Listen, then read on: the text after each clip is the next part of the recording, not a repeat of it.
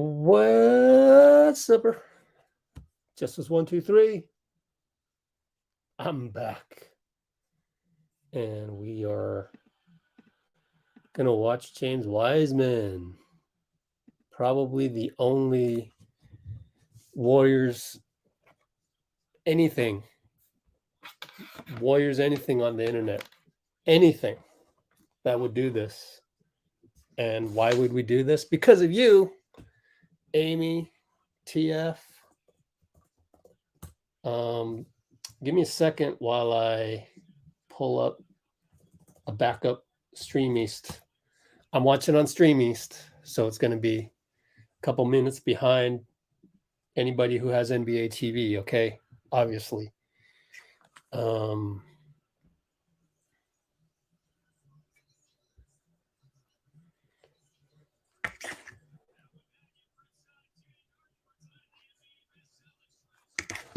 And let me just have that up as a backup over here. Shortly. Listen, feel good loss is an oxymoron, especially when expectations are so high, Scal, but... It's the Boston. It's the Boston feed. What's up, Nicole? Amy's first. Still got 27. Oh, by the way, we should look at some pregame stuff. Check this out, guys. J.L. Edwards III, Athletics Pistons beat writer, says first of all, here's Wiseman. So that's kind of cool. Big Wise working out prior to the tip-off. I'm missing a water bottle. Dang it.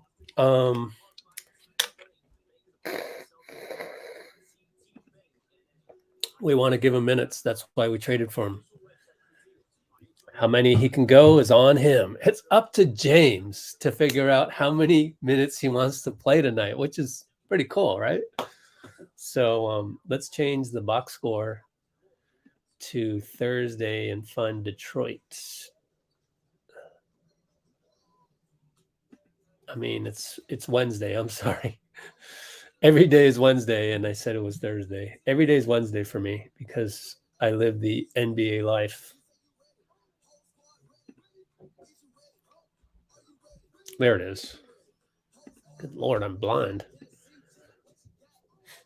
Just have this one up as a backup in case the NBA one goes down.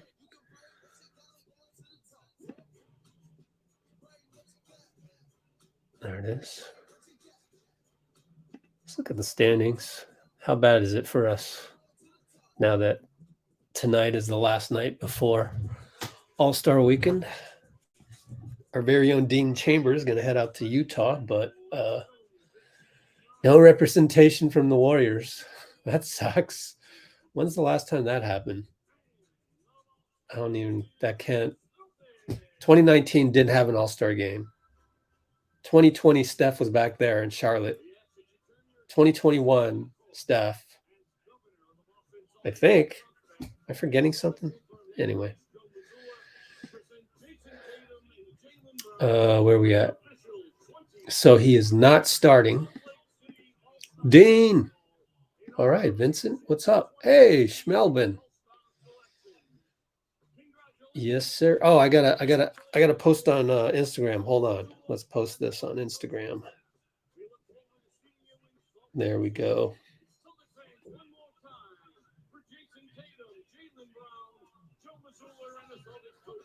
I wonder if James will still look at my is James going to still look at my DMs to him? He used to, because I was one of the few guys that supported him through thick and thin. National anthem right now, so plenty of time to go before tip-off.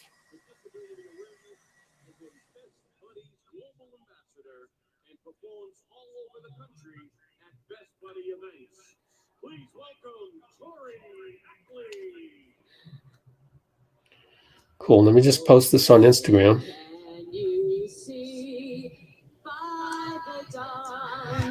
By the way, the anthem for Crypto Arena last night was pretty good. I saw it on Instagram. So it'll be on our behind the scenes video that I'm still working on.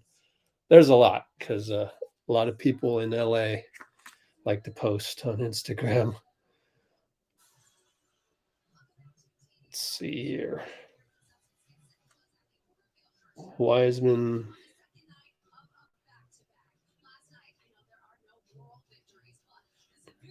Let's see.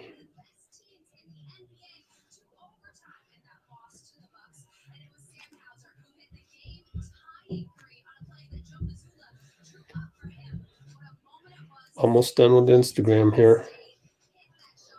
Hold on. It's great because I don't have to really worry about this other stuff, and I can kind of half-ass it on the description and the notes. So a lot of pressure off. Just kind of going through this. Let's see.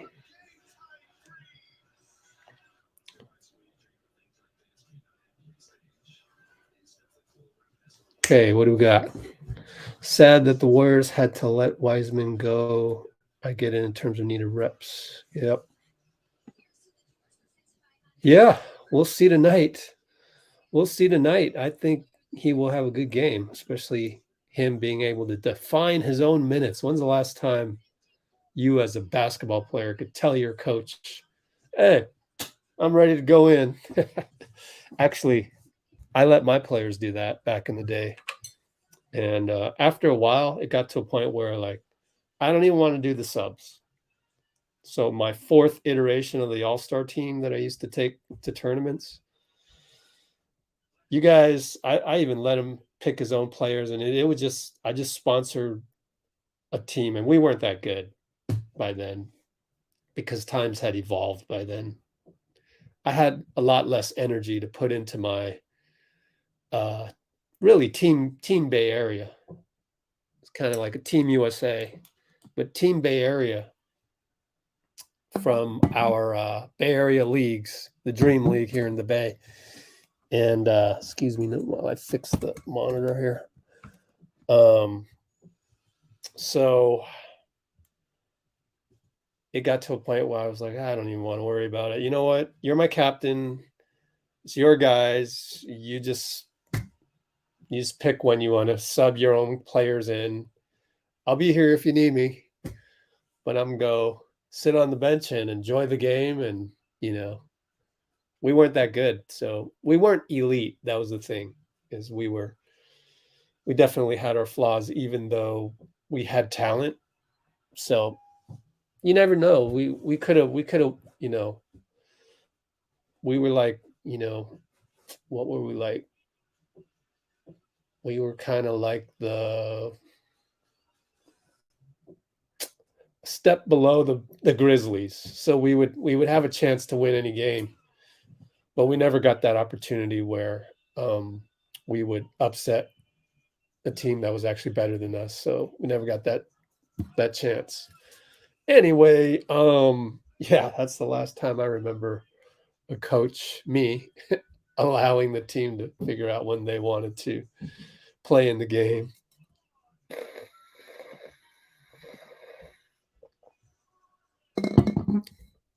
Oh boy, here we go with the shoulda, woulda, coulda people. William Dean, don't know you, never heard of you before. You're new to our channel. Your first comment on our channel is a shoulda, woulda.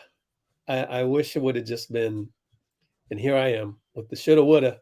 You should have said, hey guys, what's up? I'm William. Nah, we needed to improve the team. The team that we have, even with Steph, is mentally not hungry, mentally not quite there. Of course, I just thought about it today. You think about it. Let me write this in the notes. Hold on. William Bean says we should have stashed Wise in the G. The Warriors are in a mental funk. The hunger, and what's not really talked about is that the roles of JP and Jonathan Kuminga have been heavily increased. And so they're going to make a lot of mistakes.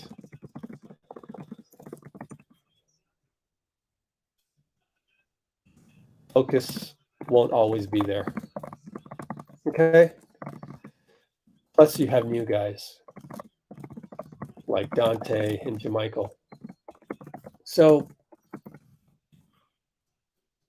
the Warriors just have not found a groove. It's taken a while, and the NBA is getting better. Let's not forget that. It's a 24-team deep league. Look at this. 24 teams can win on any given night. 24 out of 30 teams. You can't say that about the NFL. And so we had to go get some help. And the best guy to get some help would have been a healthy GP2. Just tipped off here. Boston wins the tip. I'm not going to do the play-by-play, obviously. I will do the play-by-play when Wiseman checks in.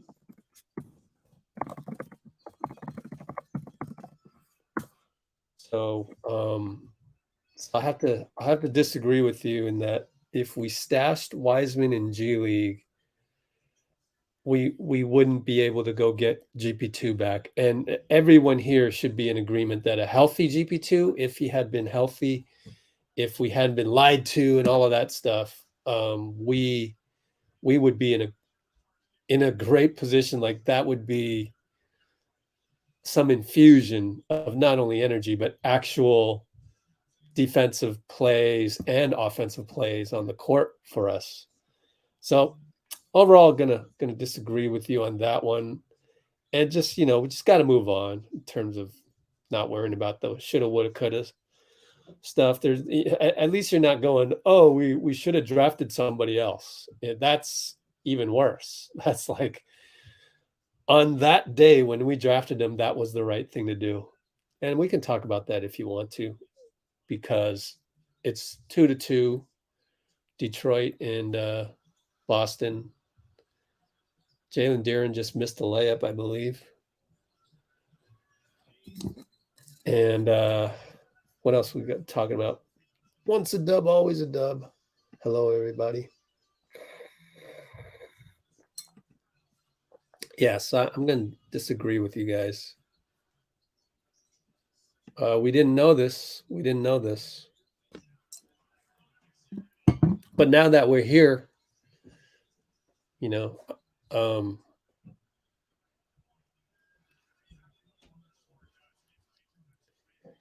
needed to improve the team. We could have, improved the team in a different way.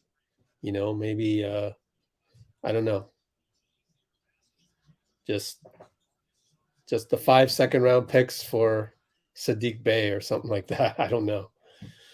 And kept Wiseman that way. I don't know. It's pointless to go shoulda, woulda, coulda. It's just really so many possibilities. It's like predicting the future. So many different possibilities. Why predict it? Just enjoy the moment as it comes. And let life unfold before you. Do what you can, of course, but also have some gratitude for every moment. It's called the generous present moment. And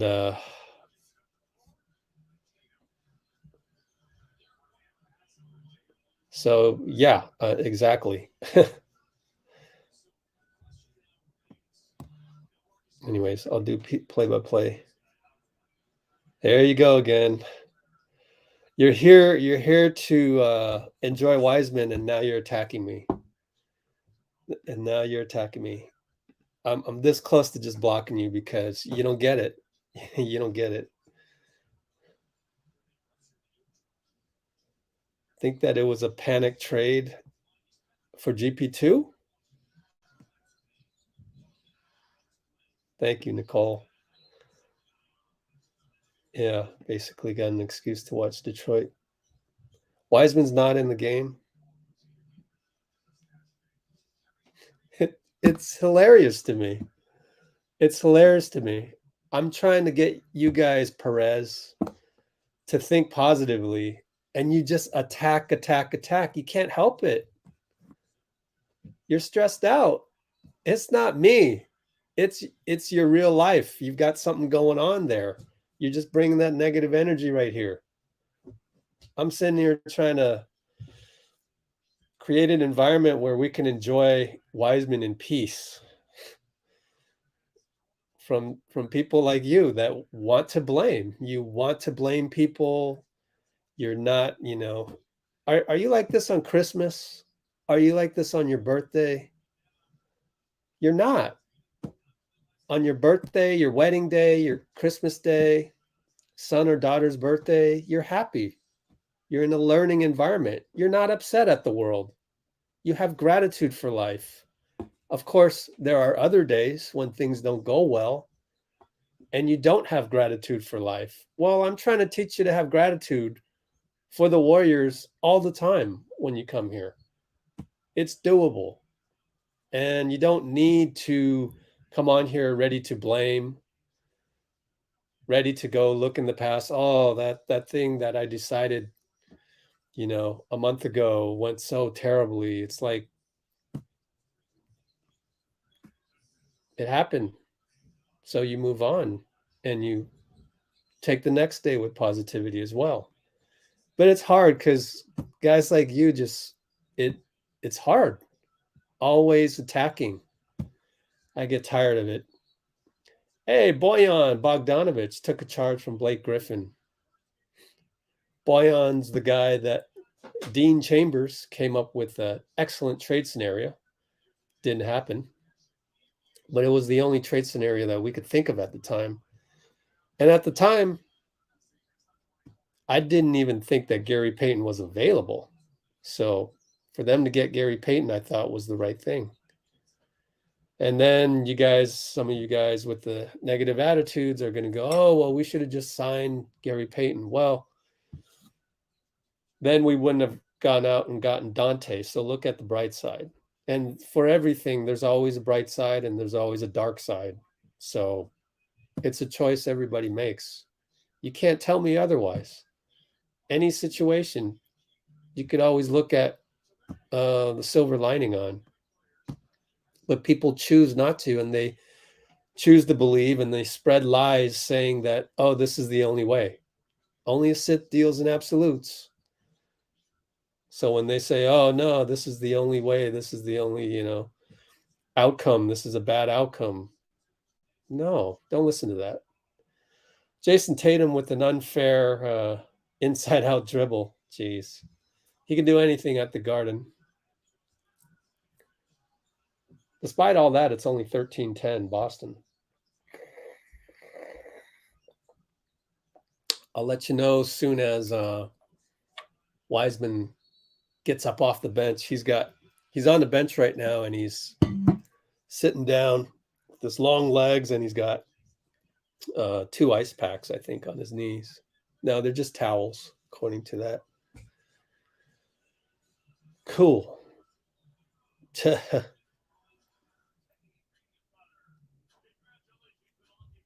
Yeah, that's true. But it's hard, man. You try coming on here and everybody's always attacking you. So I pull out my sword, Paladin in Hell. Then I'm the bad guy. It's hard, man. It's hard. Give me a break. Come fight with me. Come fight with these. Pull out your sword. Come slay some of these negative demons.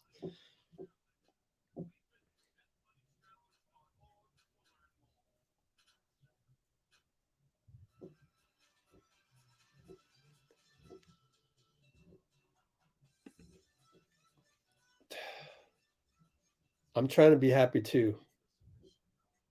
Exactly. Will Wiseman play after the timeout? No idea. No idea. Let's see. Did he check in? Timeout. Nothing yet. Oh, thanks for hitting like. Man, we got more than we have on a Warriors. We have more than we have on a Warriors live stream, which is funny.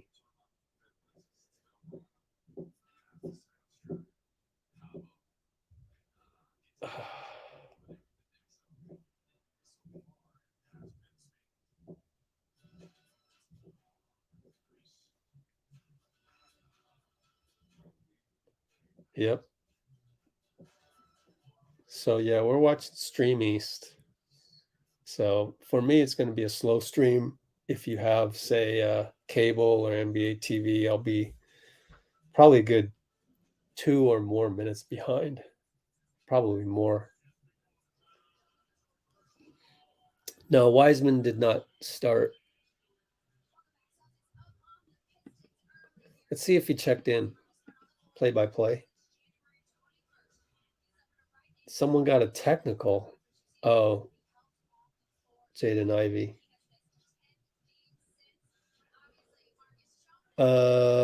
Don't think he's checked in because there are Alec Burks has come in. He's a bucket. Alec Bucket.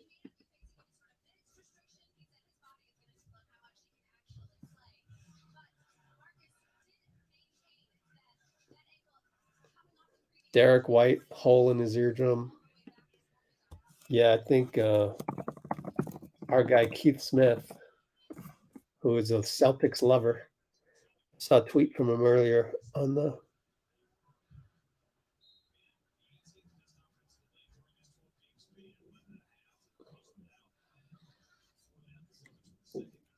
Where's the hole in his ear thing?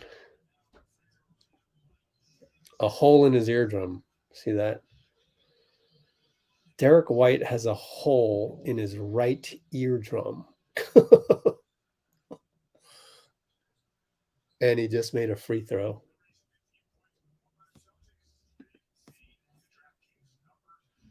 Yeah, Stream East. Yep. Crazy, isn't it? It's like you almost don't want to let people know because you're like, are they going to get shut down? And yet they haven't gotten shut down for like 2 years. So I don't know.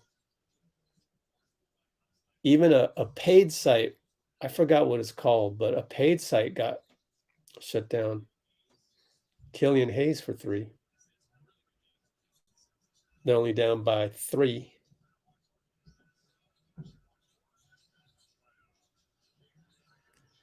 League pass is cheaper in the Philippines. Wow.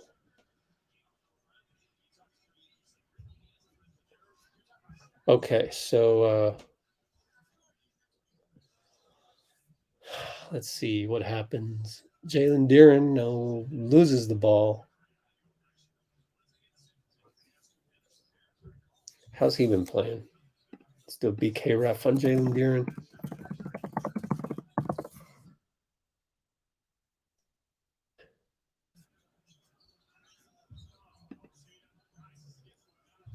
Hey, Killian Hayes with a tremendous steal. Not bad. Of Marcus Smart, of all people. Jalen Duren. Let's see. Yeah, he had 30 points after the trade. 30 and 17 after the trade, then only 6 points the other night. Can't quite see that one. I wonder, are the Boston announcers going to Alec Burks bucket? Are the Boston announcers going to talk about Wiseman all that much? We'll see. It's Scalabrini. Don't forget. Yeah, James about to check in. There's he's sitting down by the table. Grayson Allen. It was either going to be Grayson Allen, Dylan Brooks, Dellavedova, or Campazzo, huh? Oh, you got the Pistons broadcast. Good for you. How did you get that? NBA League Pass? Yeah, they're going to make a couple subs coming up. I've got Horford faking out Duren. Oh, and Duren sprained his ankle. Oh, whoa, he's limping. Oh, my goodness. Talk about opportunities for Wiseman. So 341 mark, or 345 mark. Duren tweaks his ankle versus Al Horford. And we are at the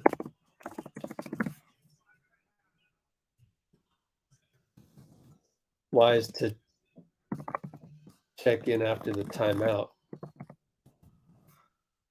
Interesting.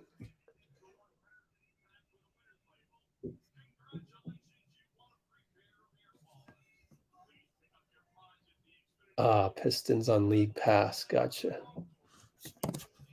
Let go, Wiseman. Hold on. I've got to screenshot this.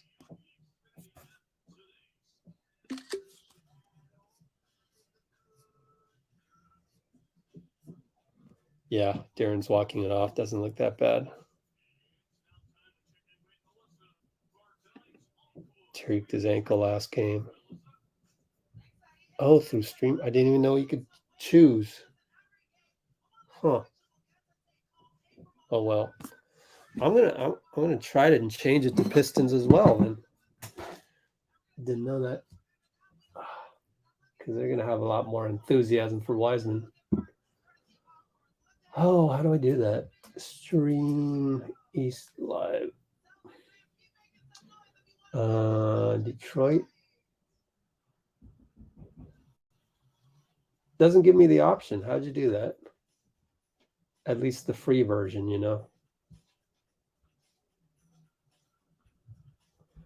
I hate how you got to click out of all the ads. That's the pain in the butt.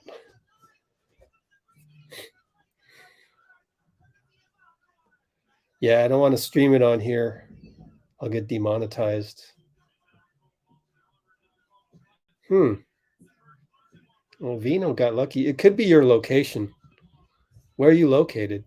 Maybe that's why you got the pistol. Well, I don't want to. Streamy isn't that sophisticated.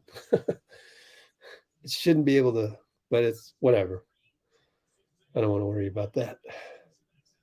Oh, you're in Oakland. Wow. Well, I'm in San Francisco, and for whatever reason, I got the Boston one. I'm going to have to stay on this one. But anyway, here comes Wiseman, hopefully. What was I going to do? Oh, yeah. I'm going to send James. He's number 13, guys. Oh, my gosh. He's number 13. Setting picks left and right. Rolling. Wow. That's crazy, man. Awesome. Love it. Love it. James wears number 13.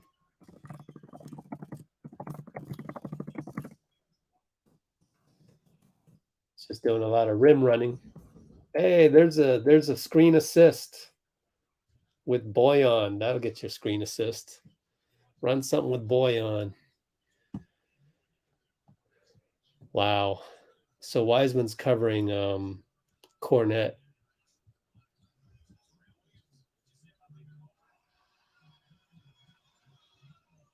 This is crazy.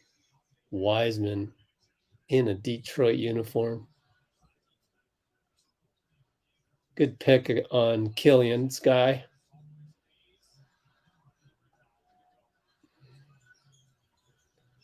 Yep. Every other team is so much different. You can see Wiseman was a little bit off even on that made bucket, the way the ball rolled off the rim. He's always had that problem, kind of been 0.2 seconds off.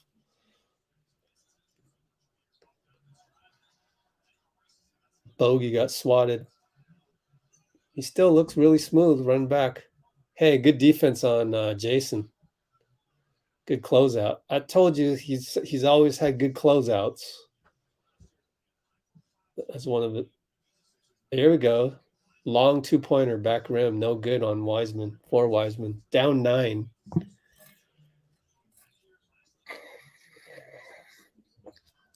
Up. Wiseman took his eye off for a moment, and Brogdon took his guy. So I've already seen a couple things. This is the same old Wiseman. Still needs to improve certain areas. Here's a good attack. Hey, bucket. Wise got a bucket at the 111 mark. Way to go, James.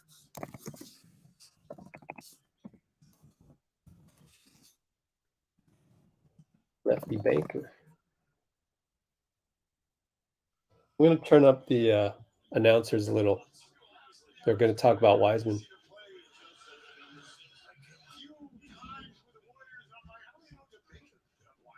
Oh, it's Scal talking about him. I don't even know what to make. So they're just saying stuff that we already know.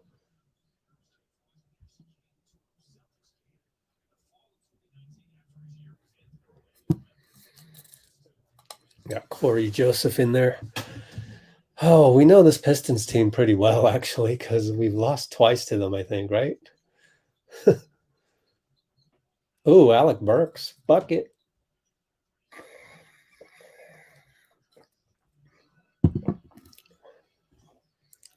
Even Boston isn't really, pulling away from the Pistons.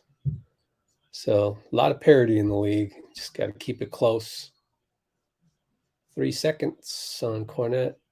Oh, there's Tre Maddox. One of my refs back in the day at my Vegas tournaments. Now refs in the NBA. Told me that he had to, one time he tossed out Draymond because Draymond called him a BMFer. Not the abbreviated version of that. Hey, good hustle, Wise. Oh, I'll just shoot it. Baseline good.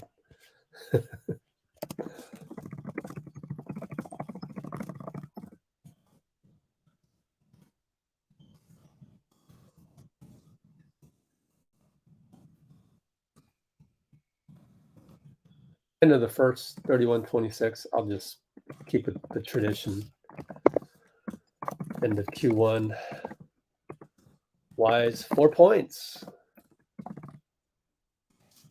Not bad, Wise. That was a quick quarter.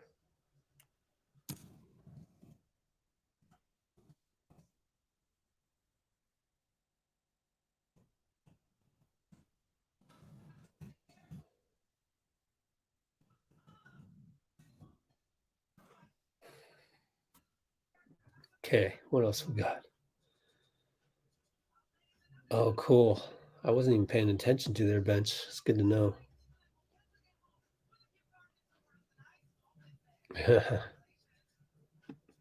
Yeah. Oh, let's scroll up, to find Wiseman. There he is. 2 for 3, 1 rebound.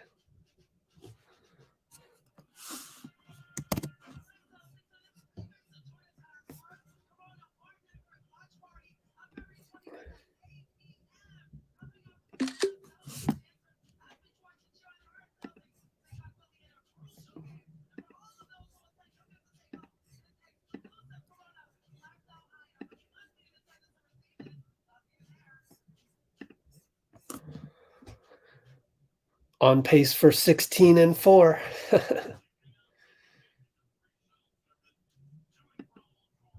Goated. All right, let's see. Catching up to all the ones. Yeah. I'd agree.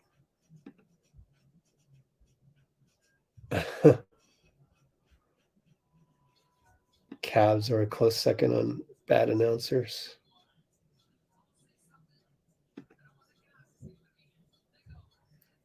Wise goat.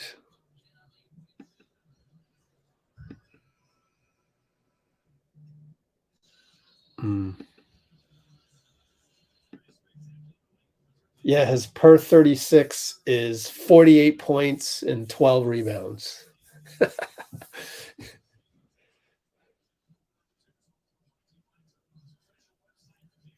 All right, 4 minutes actually, 3 minutes 55 seconds. So his per 36 is 36 points and 9 rebounds. He is a load down there against Grant.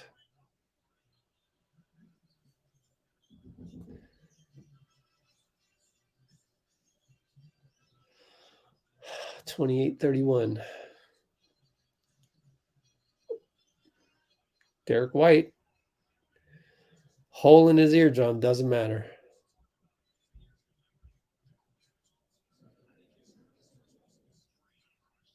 Here comes the Wiseman pick for Corey Joseph. Nothing. Got the feed. Doubled. Jump hook good. Nice, James.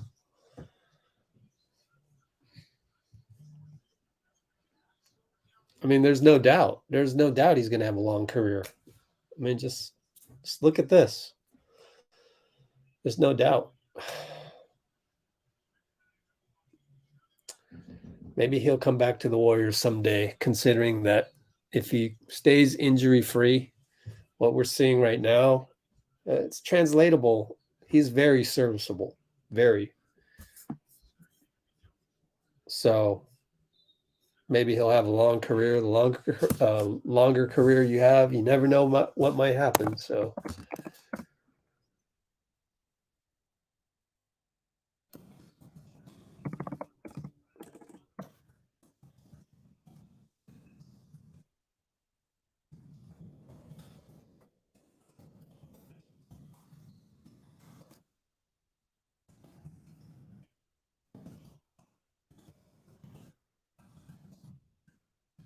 post up, doubled, spins, no call. Ended up being an air ball. No call, though.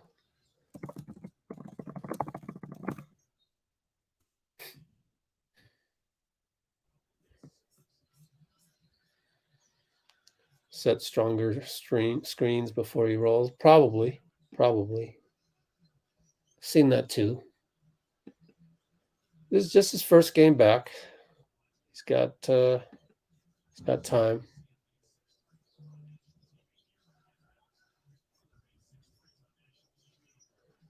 Let's see.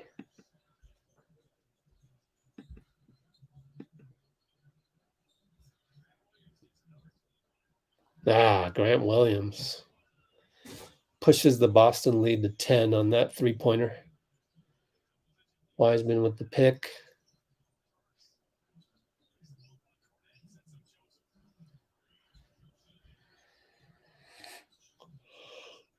All right, Alec Burks going to give full court press on Malcolm Brogdon.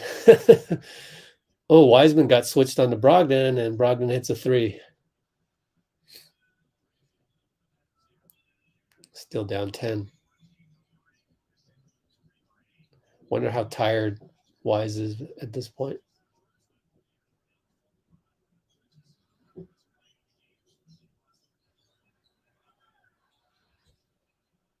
Good help on Grant Williams.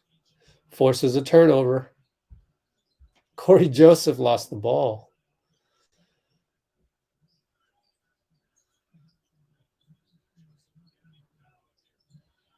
Get that, Wise. Gets a foul call on the rebound.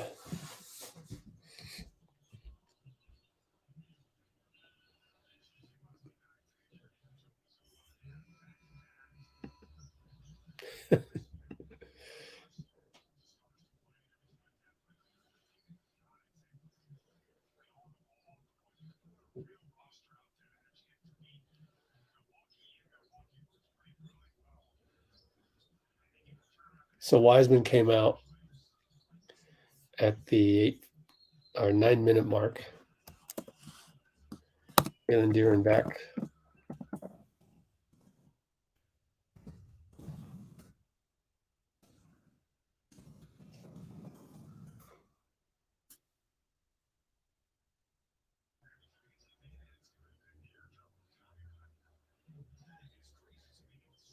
Yeah. That's true, huh? Things have a way of working itself out.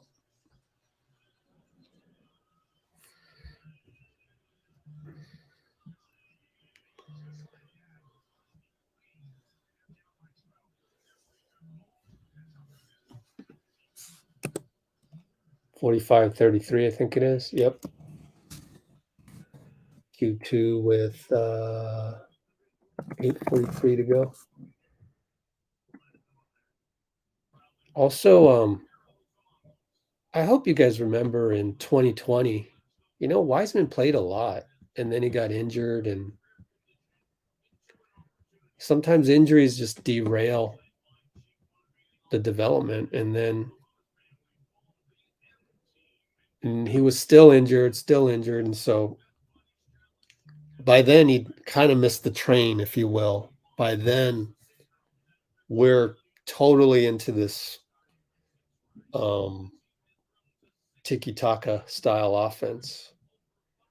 And we're realizing that slightly smaller guys can have an impact in that offense.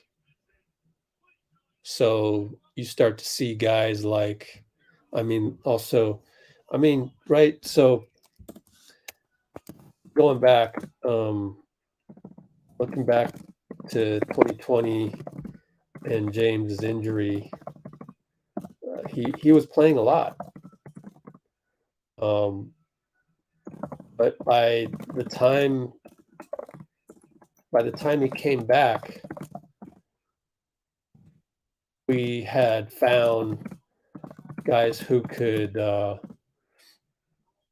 be super mobile in our offense and hold up on defense in guys like Nemanja Bjelica and Otto Porter would play bigger.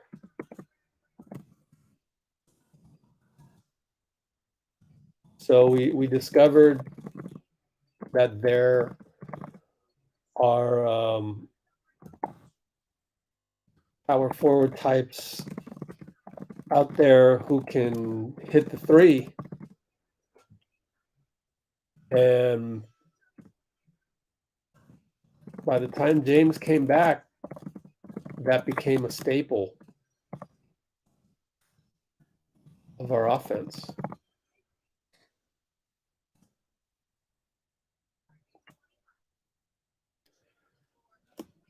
And then also don't forget that James was still injured for the better part of 2022.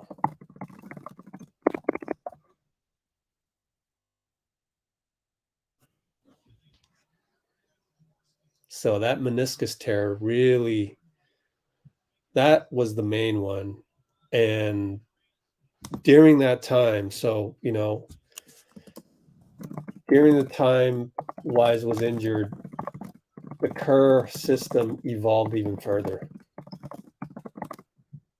So did the NBA.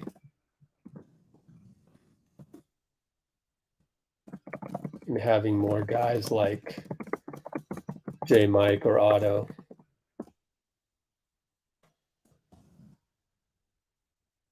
And really anyone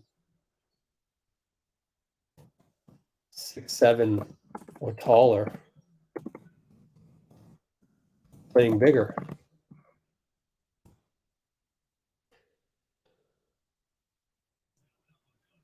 And because we have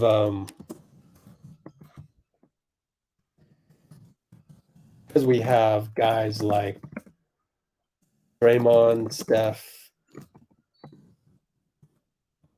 and Klay, it's even more warped with our style.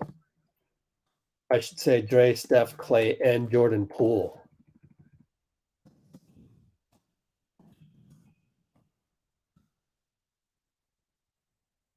You know, when you run a motion offense, it's hard to sustain that if you were to all of a sudden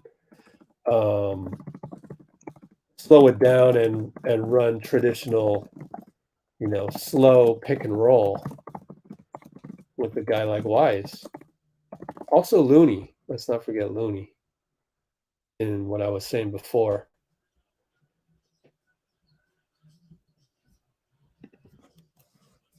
So during the time Wiseman was injured and Steve's system evolved even further, guess who got incredibly good?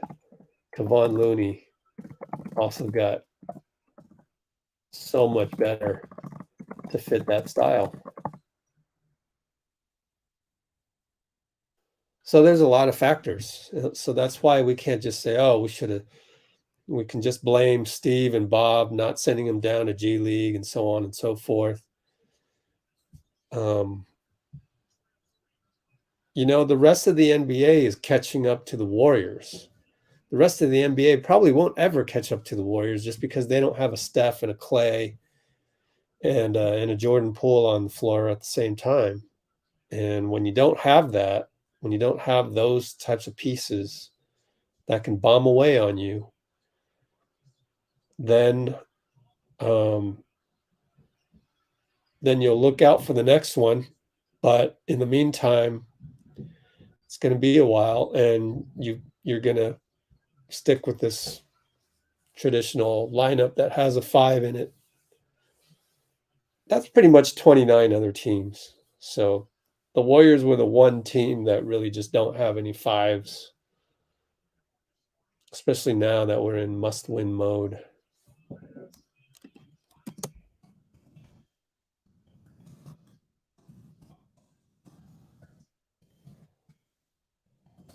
So it's multifaceted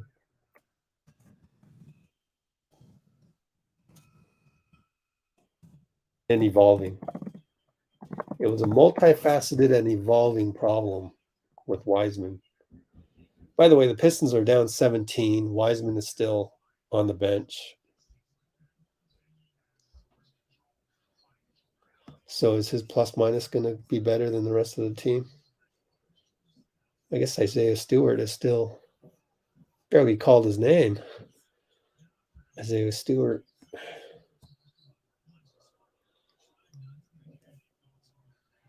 Oh, excuse me.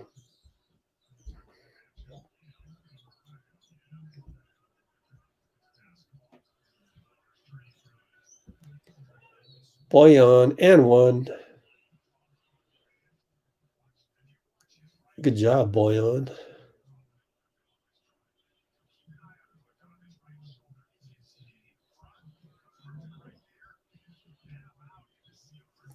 Wonder when James is going to check in. They're going to be down 14 after this free throw.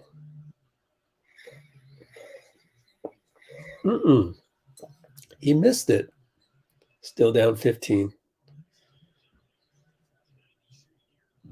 4:44 to go or so. And Wiseman's sitting on the bench. So, yeah, very different, you guys. I mean, that's one of the things that the casuals just don't really, they're not conscious of. They take Steph, Klay, Jordan Poole for granted, Draymond, Looney, and you know this. What they do here is similar, but it's way slower ball movement than the Warriors.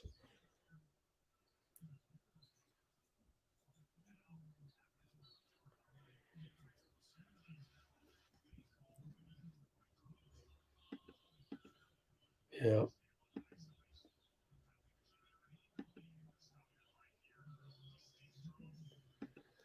Let's see.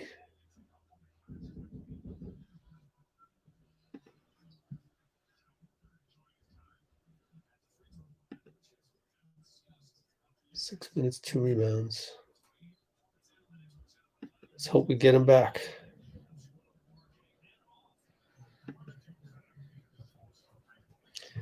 Yeah, I don't think there should be, an indictment on Kerr. My dad was the worst. I told you guys this last night during the Super Bowl. He's like, I hate to be super critical, but Steve is a one-trick pony.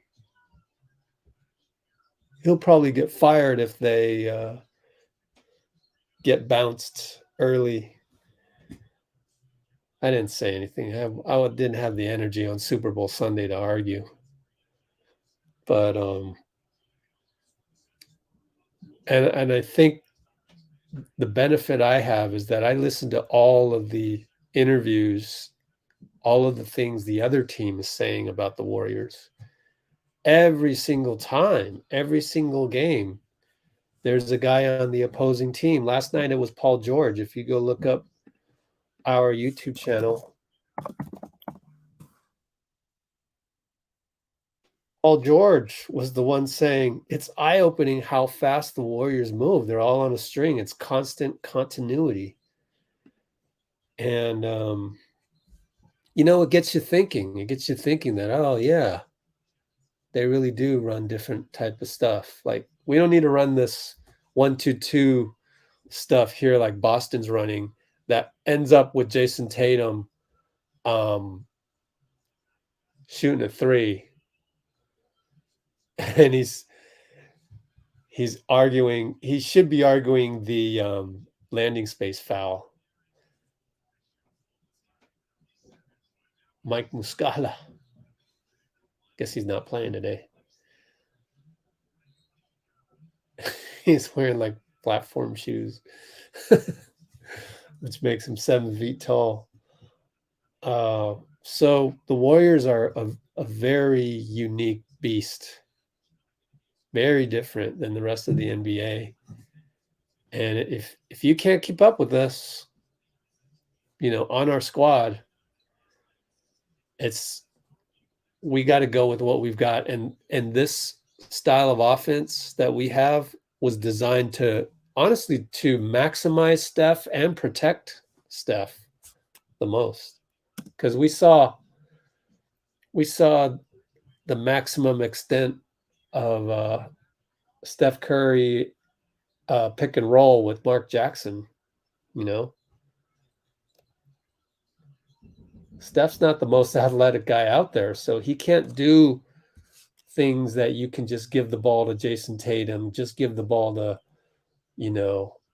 Kevin Durant, even Kyrie Irving. Kyrie is much more athletic than Steph. And so to run that kind of offense, I think it was the right thing to do. What Steve decided to do with the Warriors' unique style. Plus, we have Draymond. So all of these things, it's like this is the best way. Like Draymond wouldn't be effective in a standard pick and roll, right? We haven't talked about that. I mean, no one's ever said that. You heard it here first. So first thing is Steve Kerr's system was designed to maximize Steph and Klay and Dre. We already saw how far standard pick and roll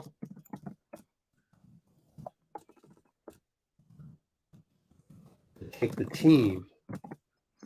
2013, my final Western Conference semifinals loss to the Spurs.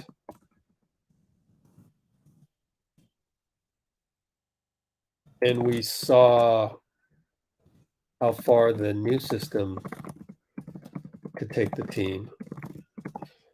4 championships, right? That's how far it can take you.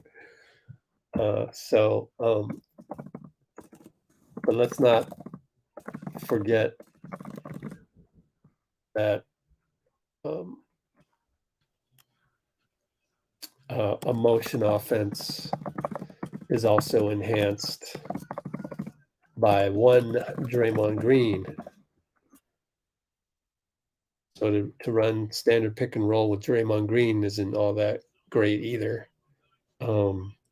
Although, we'll run that action, but then there's more, standard pick and roll, meaning the guy who picks does the rim run. Well, Draymond kind of sets the pick and does the handoff at the same time and does other things. So there's a lot more skill involved in what he was doing, in what he is doing in the system.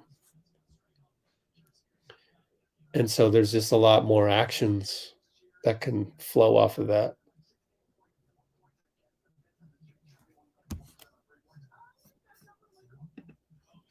All right. Yeah, I agree.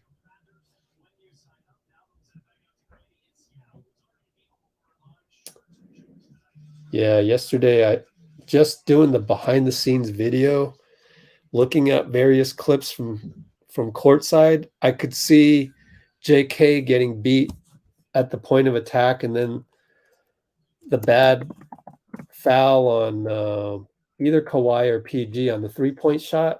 I saw a behind the scenes video on that courtside, and it was just like, this is great video, but it's great video because it's courtside and some fan recorded it, but it's less like, this is bad defense by JK. James Wiseman's back with 2:28 to go.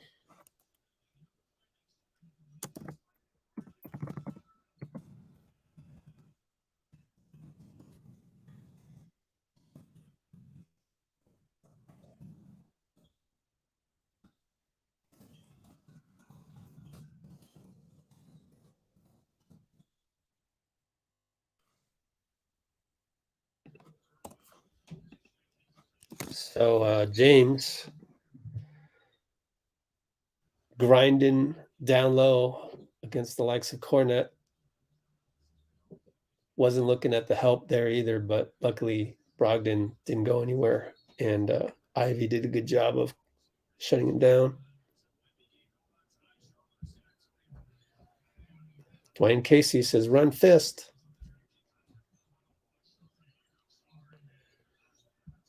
Oh, or run fist on defense. Wonder if that means zone.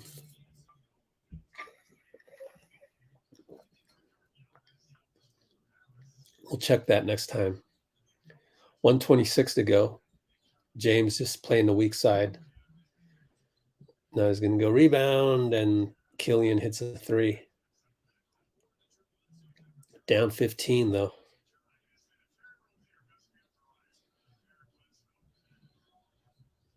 Does look like, let's see.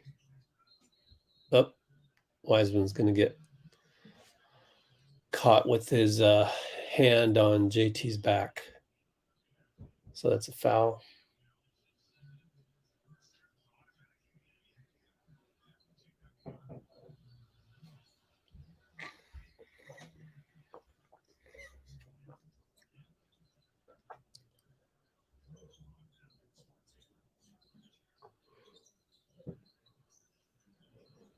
Pretty good defense. Pretty good switch by Wise. Now he's talking with Killian about how to handle that pick and roll next time.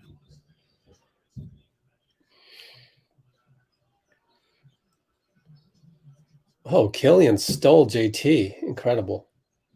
And he drops it to Wiseman, but he misses the finger roll. Well, that's the athletic part. Too bad they hit a 3 the other way. Brogdon. They're up 18, Celtics are.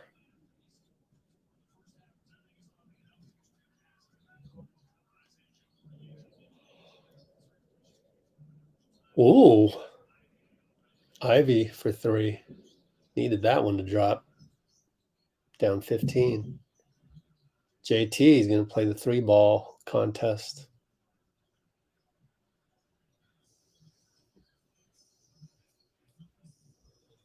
All right. last 18 seconds of the half. Killian Hayes is going to do what?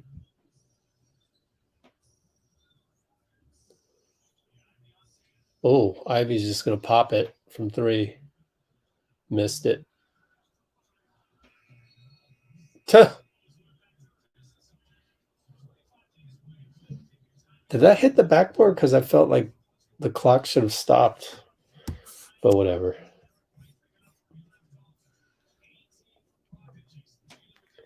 Yeah. Yeah, I agree with that too.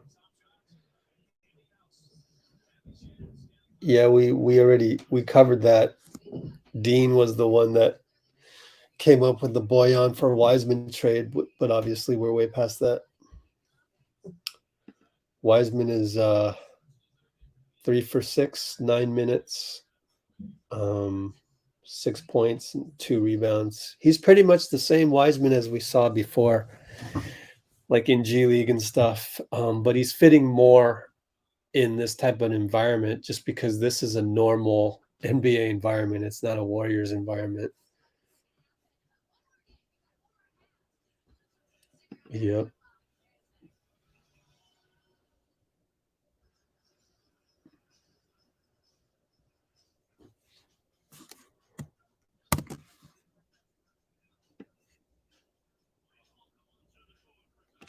Exactly. Defensive purposes on Kawhi Leonard and PG-13. Oh gosh. No, it's not how it works. If Looney is having a hard time on the switches and stuff last night, how hard would it have been for Wiseman? I mean, these teams aren't dumb. They're going to call Wiseman out for the pick and rolls. They're not going to just let Wiseman sit by the rim. There's going to be rotating of the ball, and then Wiseman's going to have to rotate. And that's one of the things that he's just a little bit slow on right now. But he's going to end up like any other center, him and Jalen Duren, and every team's going to have one of those. And we would have our own, which is Wiseman, although expensive, and he has a lot of ceiling, a lot of moves in his bag, a lot of offensive type things, individual. I mean, him against other 7-footers in a one-on-one competition, he's winning that, right? That's a lot of stuff that people don't realize. Like, Wiseman probably wins a one-on-one competition against all other centers in the NBA, right? But we don't play one-on-one on the Warriors. We don't clear out the 7-footer against the other 7-footer. Although that might be, one play that might have, kept Wiseman a Warrior, but that just doesn't fit in our system, right? So that's credit to Wiseman. He's, that's why he was the number 2 pick. That's why he's got so much talent, so much upside. So I think he'll do fine on any of the other teams. The one place where he ended up just didn't work. And that just kind of, you look back and you just kind of go, it's kind of karma. You're not always going to win every single time. Your goal is to try your hardest and give yourself a chance to win, but you're not going to win every single time. And we're not going to pick the right guy every single time. So the one time that it didn't work out was Wiseman. And I wouldn't even blame Bob Myers for that, because during the time of that draft, our offense wasn't as evolved as it is right now. And so you just pick the best player available. And that was Wiseman at the time. Like I said, he would probably win a one-on-one competition against, 29 other centers, not named Embiid and Jokic, let's say. those guys might, take his lunch.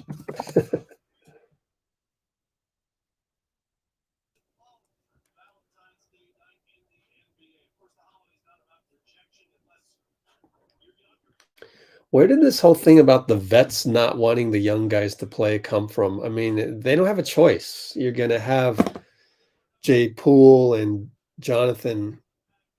Those are young guys that are going to play no matter what.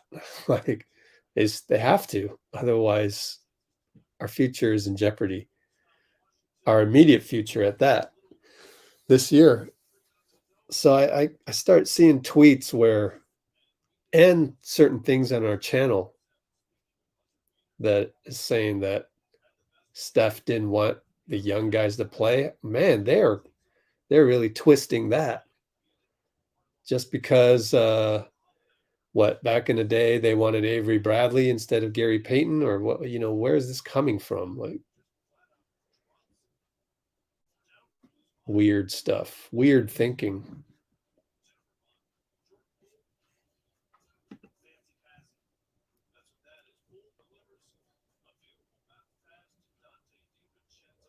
Came from Slater? Send me a link. Again, let me read the article.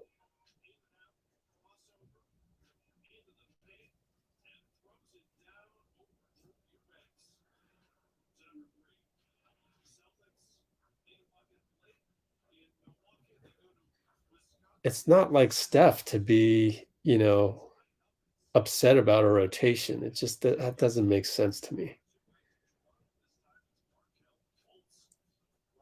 I can try to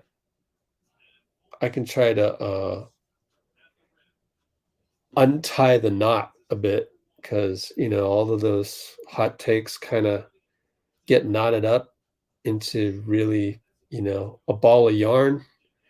So not even a ball of yarn, a more complicated ball of whatever, scrap metal. I don't know what you call it, but like, that just doesn't make sense. Doesn't make sense to me. So maybe some casual fan with a lot of followers on Twitter misinterpreted that one and took the words from Slater to mean that Steph didn't want young players to play. It just doesn't add up, right? It doesn't add up. It's not the culture of the Warriors to do that. But I don't know. I need more data.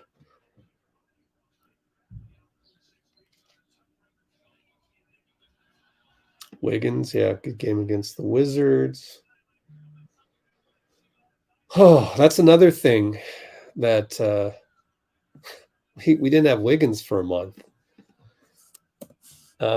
Take away, Jaylen Brown for a month from the Celtics. Let's see how good they do.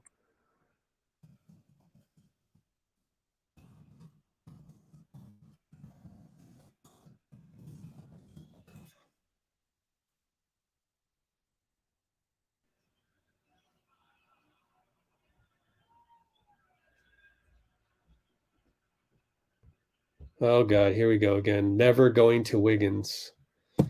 When you can tell is when the Sith Lord deals in absolutes. Never. That's not true. Never going to Wiggins. I know Steve was on the podium and just said, "Oh, we need to go to him more." I get that. That doesn't mean he never went to Wiggins. I mean, you're just changing the narrative to fit the negativity.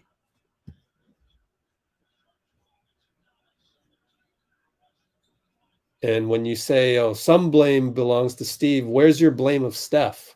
So if some blame belongs everywhere, I never hear anybody but me blaming Steph. And really, I don't blame anybody. The only reason why I bring it up is everybody doesn't blame Steph for anything. He's the guy that threw the ball away 3 times at Orlando in the second week of the season. I'm sitting here with most of you who are regulars.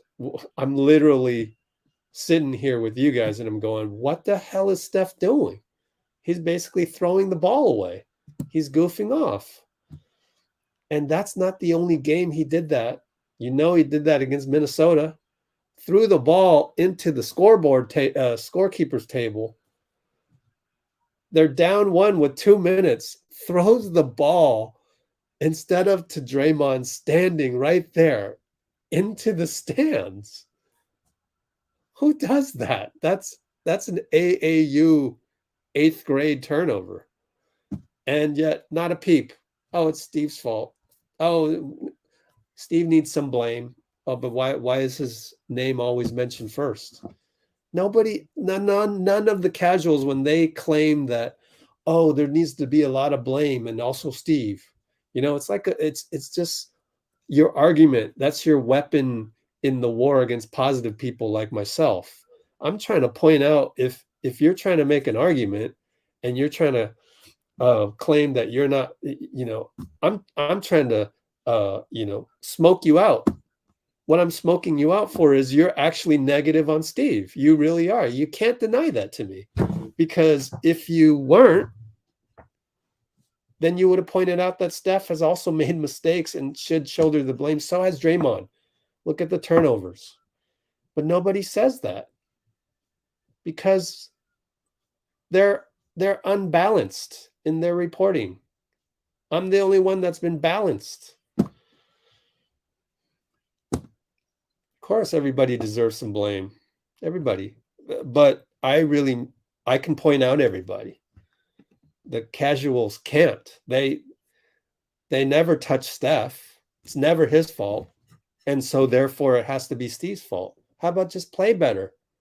Like, I mean, a Steph Curry led team went 0-5 at Detroit, Charlotte, Orlando, and I'll let you go on the New Orleans back-to-back, but four rather easy wins.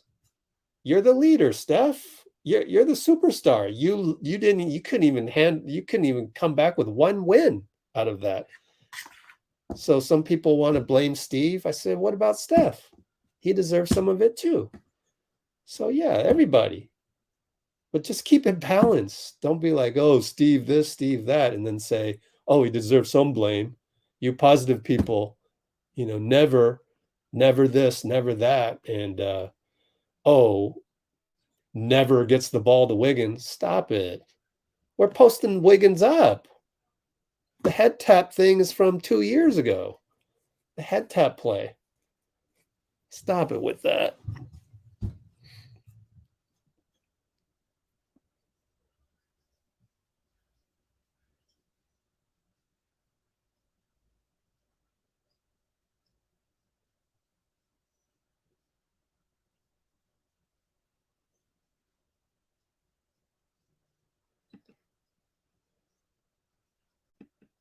Let's see, I'm catching up with the comments.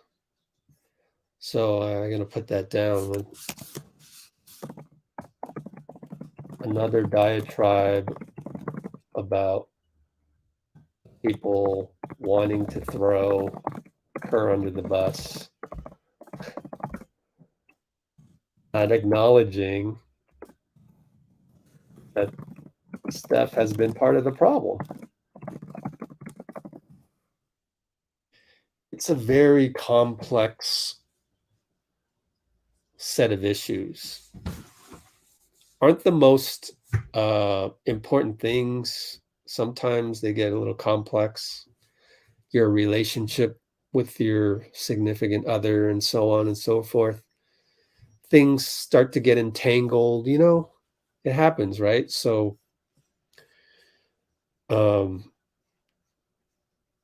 here's the problem. For me to dissect that and unravel it for everybody, going in chronological order of what happened this season, you got the Draymond punch and this and that. At the end of the day, the negative people don't want to hear that. I'm not going to be able to reason with them because they came through the door already in a combative mode, wanting to throw certain people under the bus. So one thing that has become pretty cool about this season is that our approach on this channel has crystallized to me that this is the right approach. when you're either looking at the world glass half full or glass half empty. You're either stressed out or you're not. And on here, we're typically not all that stressed out. Like the struggles that the Warriors have, they don't really bother us. You know what I mean? It's not like it bothers me. It's just happening. And it's part of that whole enjoying the process way of looking at life. And so I'm convinced that what we're doing here is the right thing because it's so different than anywhere else. Because social media tends to encourage you to have that outrage, like Twitter, transmit their negative thought right into an app and publish it. And we don't have time for that here. We love life too much. We actually love the Warriors so much that, you know, when we hear all this negativity, it ruins our experience. When in reality, we've got it pretty good. We come from a position of abundance, not lack. And so I'm convinced that I've done the right thing here. So that's the one thing that this season has done. So anyways, the second half has started. Jason Tatum takes it to the hole, taking over.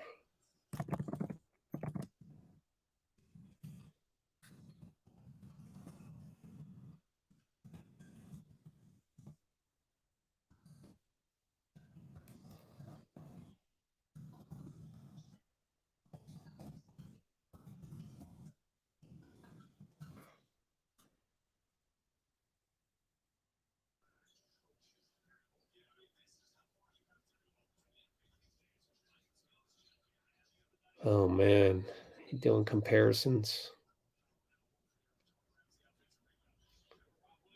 Slater said it changed after they went 3-7. Oh, I see. Was this recently? MMC and Percy? So I don't have to go all the way back to when they went 3-7, right? This was recently. Oh, he was on. Okay, there you go. Okay. So let me mark that on there.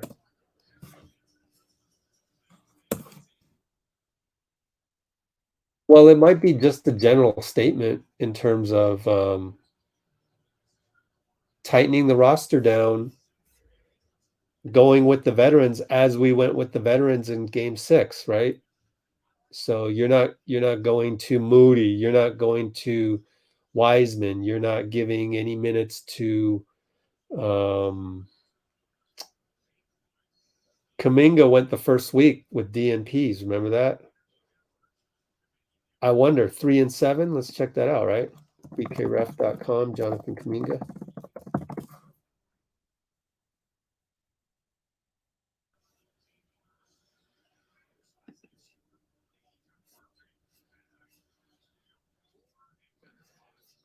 So 1, 2, 3, 4, 5, 6, 7, 8, 9, 10.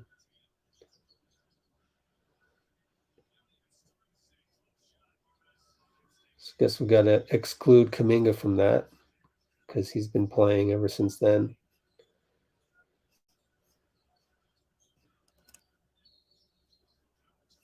What happened here? Was he injured? I forget.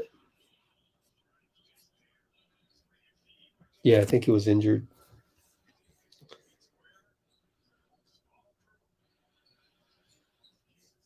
Okay, so on Slater mentioning last month, the vets didn't want to play youngsters.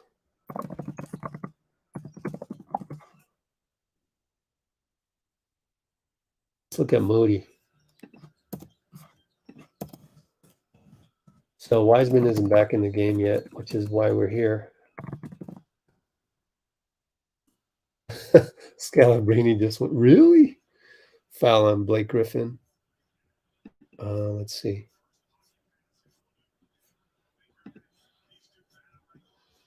One, two, three, 4, 5, 6, 7, 8, 9, 10.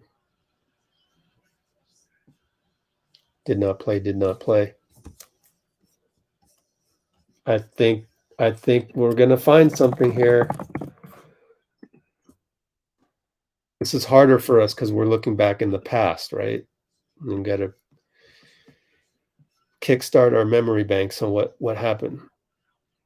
You see? 1, 2, 3, 4, 5, 6, 7, 8, 9, 10. So 121 mark.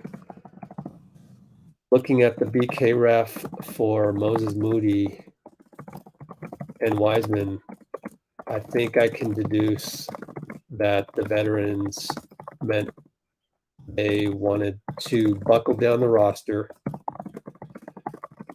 a la Game 6 Boston, and those particular individuals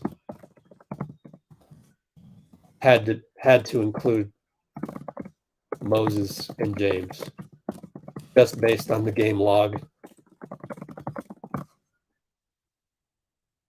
I'm the smoking gun, people. And that's kind of in a nutshell. That's what we do here. We talk out loud. We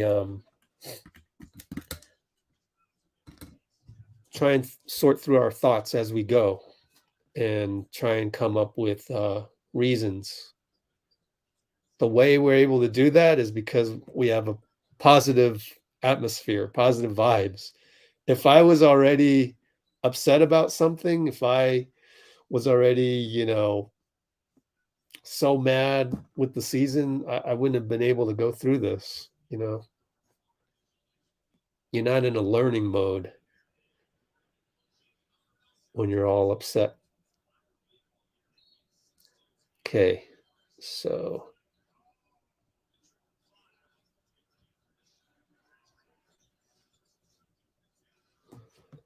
set it changed. I want to note that one. Good stuff, Percy. After they went 3-7. All right, timeout. Boston now up 10, and we're waiting for Wiseman to check in.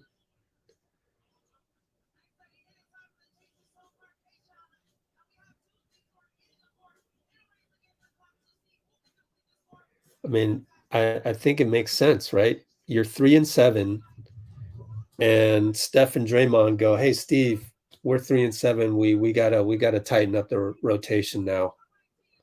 Let's tighten it up." The only problem is they tighten up the rotation, and yet certain games, Steph and Draymond are not taking the competition seriously. But it's not me throwing them under the bus either, because I get it. They're older. I mean, just look at Draymond's. Look at all these years he's played. It gets to be a little draining. So then you go to where's the 11th game? Let's look at the 11th game, right? 1, 2, 3, 4, 5, 6, 7, 8, 9, 10. Let's go to let's play Sacramento. Oh, yeah, we beat them by 3, no problem. Oh, you go to Sacramento days later. I remember that game specifically. We're sleepwalking out there.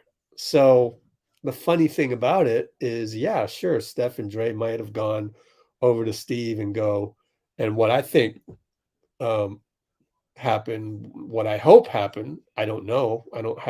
I haven't listened to the podcast, obviously. I don't know that I will have time to do that. But I would love to know Slater's exact words. But this, paring down the rotation so that it doesn't include Moses and James, that makes sense. If you're 3-7 and you want to win a few games, the only problem is that you still didn't take certain opponents seriously, and the NBA's gotten better. So now you're really stuck with these guys, and you're really stuck not playing Moses, not playing James for more and more and more games. And then we end up in the situation that we're in. Now the trade deadline's coming on, and you're trying to think who can improve the team. Who can improve the team? GP2. Let's go get him back.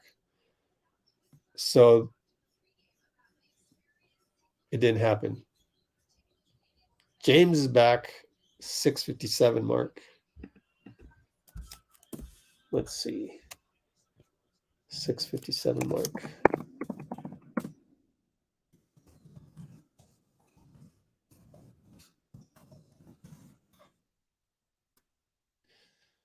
Camp it down low against Horford and Cornette. They're not even really looking at him either.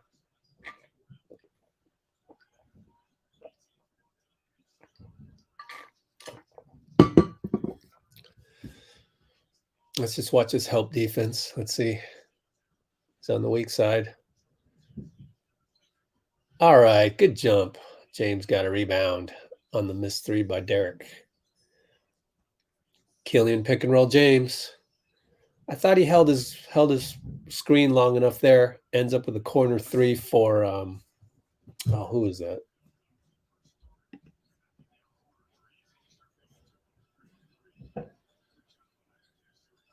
Jaden? Probably Jaden, yeah. They only got 2 threes. Look at that. They're 4 for 5. That's your traditional type of team. We would have at least 15 threes up by now. And 6 for 8. You see how different it is? Our squad. I mean, everybody here should just be watching this game and just, I don't know. I have an even greater appreciation of the Warriors at this point. Man, 5 threes. Gosh. So Ivy hits a 3. Detroit is 4 for 5 on threes with Boyan the only other shooter. And Boston is 6 for 8. Is it 6 for 8? They're 6 for 8. No, they're 15 for 30. Yeah. God, I read that wrong. Wait a minute. 9 for 24. Oh, man. Forget that. I completely read the box score wrong. That makes more sense. Okay. God. Whoops. But yeah, 9 for 24. We'd probably have you'd think we'd have more up by now. I'm still amazed by the way the Warriors are able to get their threes up, though, just with the constant movement. James, goaltending. Goaltending? No, foul. Foul on Cornette. Oh, Lord. So 15 for 30. Man, they're shooting lights out. 9 for 24. How many threes did we have yesterday?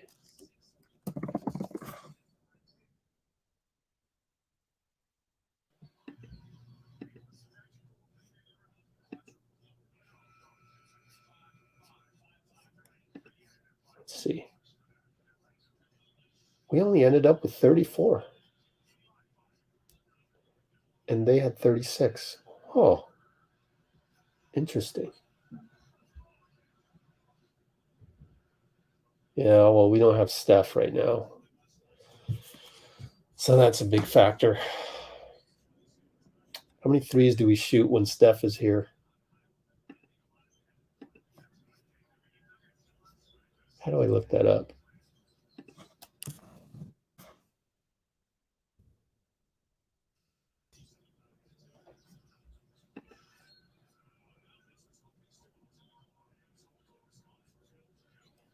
Detroit's down 12.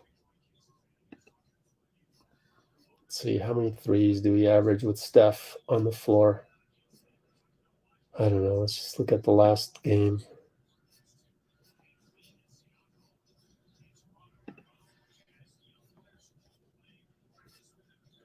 Dallas shot 40 of them.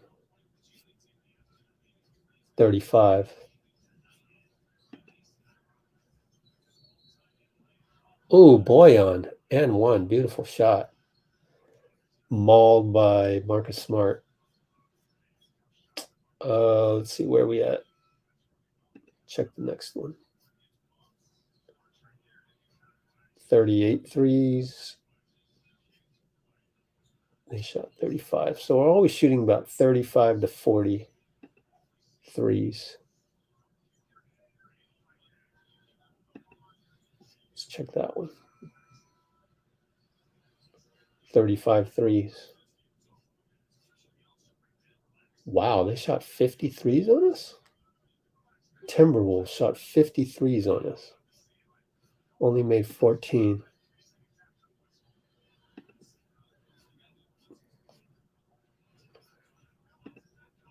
So now they're only down 9 with the and one by Boyan. Okay, let's see. Where am I? 47 threes against OKC. Good Lord.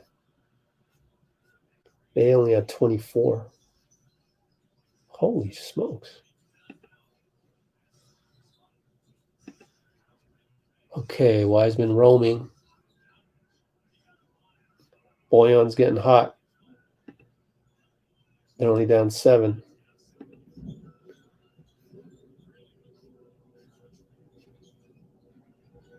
"43 threes against Toronto, and they only had 33. Yeah. Let's see, Memphis. They had 31 threes, and we had 32. I remember that one. That one was kind of like everybody's screwing up the first half. And let me check one more. Brooklyn. Wiseman couldn't get the rebound there, but Cornette went over Alec Burks' back. And once again, Wiseman just, 0.2 seconds late on the reaction. This is Brooklyn with Kyrie. 27 threes to 32. All right.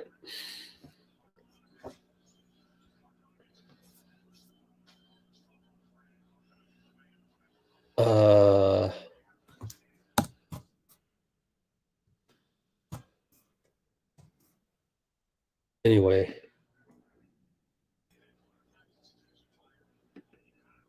Look at the other Boston game. Got off 52 threes against Boston. Wow. So occasionally we'll hit that 50 mark. Looks like when we shoot 53s, that's a good thing. Last time we hit 50 was OKC.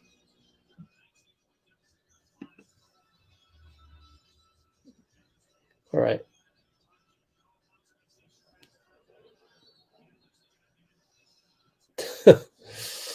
Too bad. Williams got hit in the eye. They called a foul. And Wiseman was just about ready to jump to block. So we got a timeout. Let me check how many threes we got in this one. 44 threes against the Wizards. 35.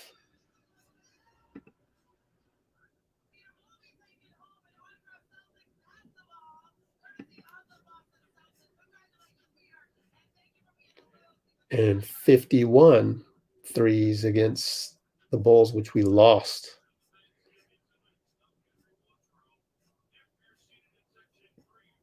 Oh, wow. Interesting. Shot 12 more threes than Chicago.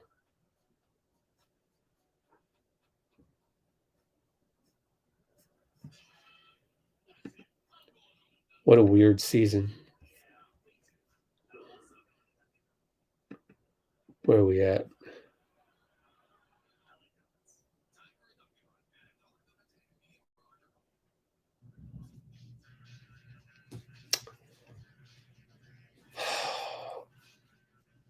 Well, we saw last night, Klay will chuck a couple, and also we don't have Steph, so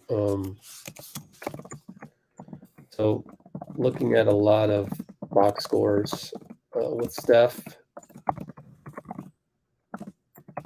it seems like when we get 40 to 50 threes up, ball is humming.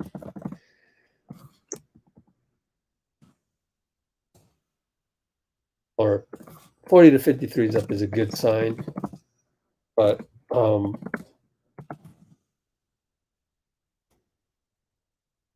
also just doing the tiki-taka.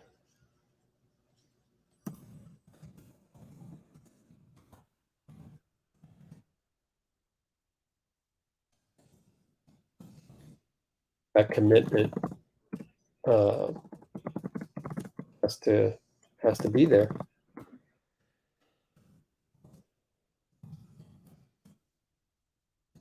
Then again, it's tough without Steph. So yeah, I would say it's not so much it's run the offense to its fullest, where you're making a screen, you're using the gravity, and then you're slipping the screen, and you're getting easy buckets that way. And sometimes you can see guys like Klay or Jordan Poole, and again, we don't have Steph. They'll kind of rush it a little. All right, JT against James Wiseman. Oh, he hits it. Oh, boy. And they'd cut the lead down to 5, so now it's 8 with 2:37 to go in the third quarter. Oh. So I don't know if the number of threes actually really, I take that back. Hard to tell, right? Uh-oh, JT's getting hot.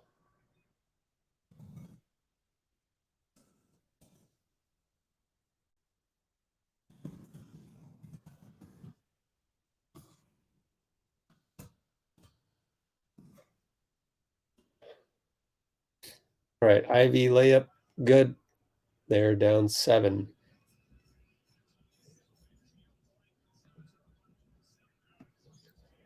Yeah, I don't know. I don't know if there's a correlation, because if you're running the tiki-taka offense correctly, now it's Hauser with a 3 over Wiseman. If you're running the tiki-taka correctly, then you won't have as many threes. So maybe there's a sweet spot, though. Maybe there's a sweet spot you can find, which would be really hard to find, I would think. Is there a sweet spot for number of threes? Then maybe if it's not too much, it's, right in the middle, the Goldilocks. The Goldilocks number.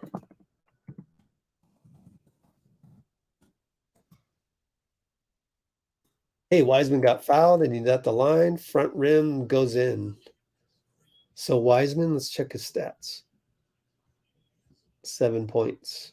Oh, he's going to miss. Oops, got spoiled.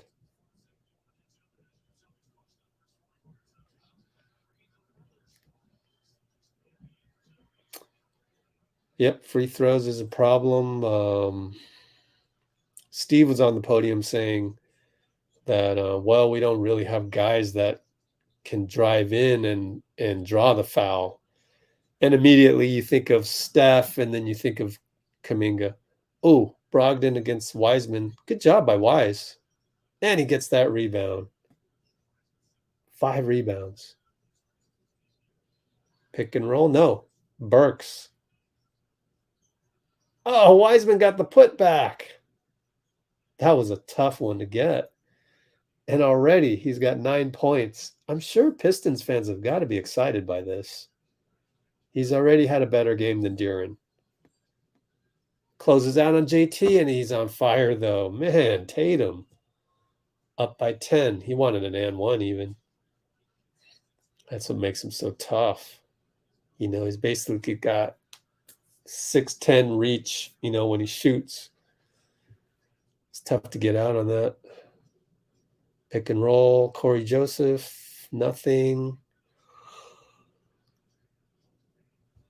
They score. Wiseman runs back. They're going to trap JT. 3 seconds. Uh-oh. Grant Williams, no good. I wanted James to get that rebound. Oh, well. Didn't get it. Oh, and that was Isaiah Livers? No. Wow. Oh, you know, I got to check something.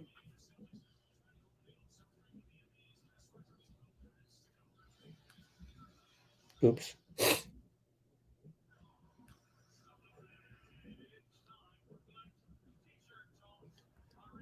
Oops.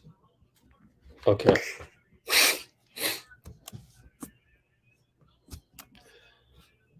Yeah. Focusing on Wiseman, yeah.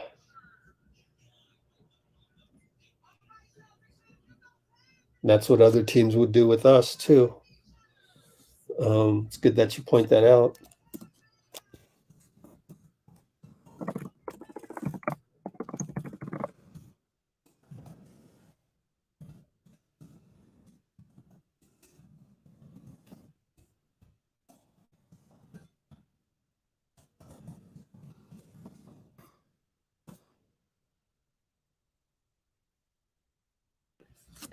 Let's see.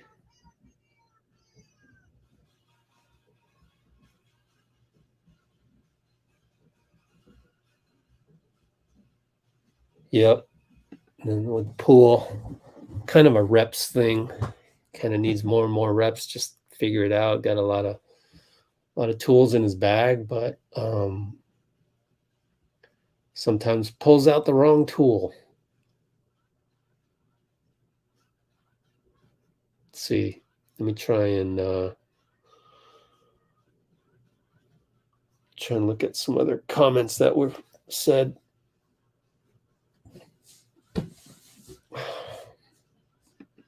Two timeline thing.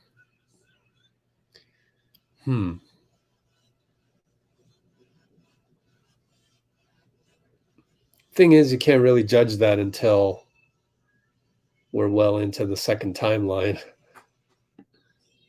So that's interesting, huh?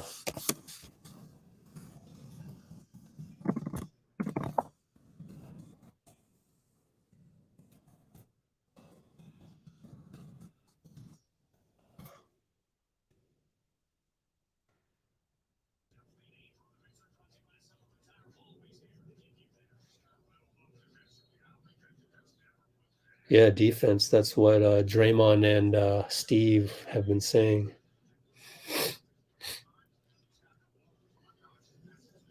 All right, Wiseman's still in there.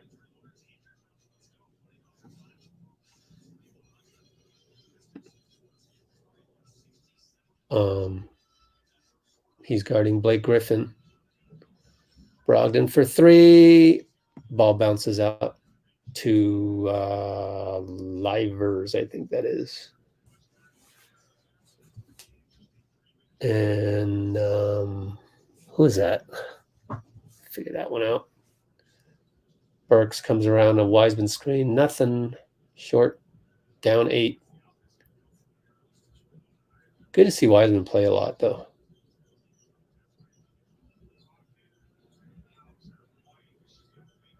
They're just going to stay home. Brogdon against Wiseman. Grant Williams over Wiseman, nothing. No good. Number 6. Oh, Wise. Yes. Beasted Grant Williams. Bucket good. Post up. Nice.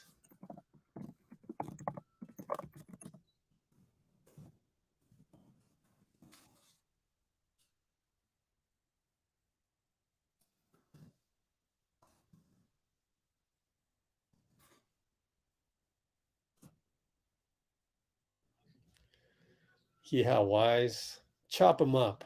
Chop him up. I mean, the Pistons fans have got to be excited about this. Let's take a look at whatever. Eric White, no good. They get the rebound. James Edwards, J.L. Edwards. See what he's got for us. Wiseman layup.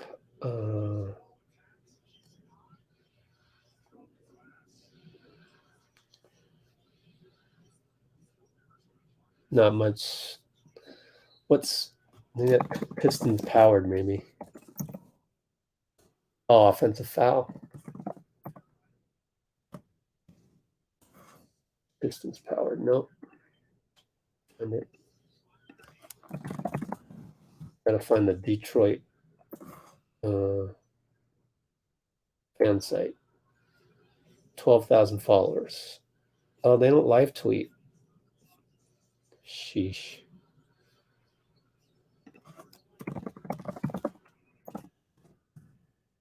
Omari Sankofa, Detroit Free Press. Wiseman's in double figures. No Detroit fans are replying to this. A minute. On Warriors Twitter, you would instantly have some kind of negative reaction to this. So different. Their online presence is so much smaller than ours. Not exactly the tech capital of the world is Detroit, though, is it?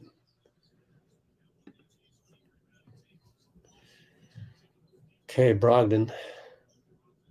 Man, that's a tough layup against Alec Burks, man. Wow. He was going between the legs as if, his legs weren't there. That was impressive. Lead back up to 12, 105-93.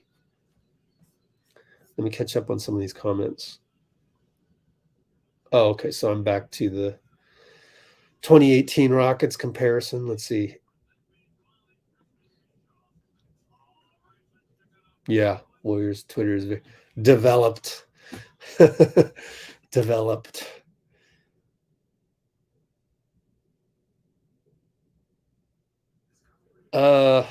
No, I don't get annoyed, but it sounds like I do get annoyed. Like in the moment, I'll get annoyed. But then after the game, you realize that, he's still a young player and there's still thought processes and decisions that he's making that's going to take time and even more reps. I wonder, does anybody ever wonder, kind of look back? Steph Curry, 4th year, right? It was a different era for sure, but and also isn't his 4th year really his first year? So he had 3 years at Davidson, right? But anyways, 4th year. I mean, it was a different NBA though back then. Don't you think Steph would have chucked some? But then he's the guy that invented the chucking. Like he's the guy that invented the haymaker. I remember I was there, 2013 Oracle Arena. Me and Drew Marita of the SF Examiner sitting press row, and we're like, oh my God, here comes a haymaker from 35 feet. It just wasn't ever done. Not that it's done a lot here, but I mean, now you got Damian Lillard can do that, Trae Young. Who else am I missing? that they can do that, but it's not really part of a regular game, and we haven't seen it much from Steph either, just because we haven't been playing all that well in the transition. And you know what? You know what doesn't get talked about? Speaking of transition and pulling up from 35 feet. So speaking of transitions and JP pulling up from 35 feet, we haven't seen that a whole ton from Steph. I mean, we have. I guess hash mark counts as 35 feet, but like the real long haymakers, the one beyond 35 feet, just makes me think that maybe NBA teams are getting back on defense better against the Warriors. It's a point of emphasis. Corey Joseph bucket. See, did Wiseman stay in the game? No, he's out of the game now. Went back to Duren. Oh, and he missed the guy there. Missed the help out on the Hauser curl.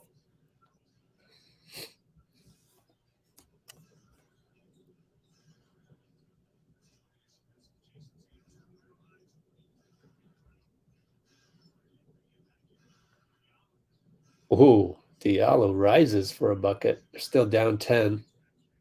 Feels like you look up, they're always down 10 to the Celtics.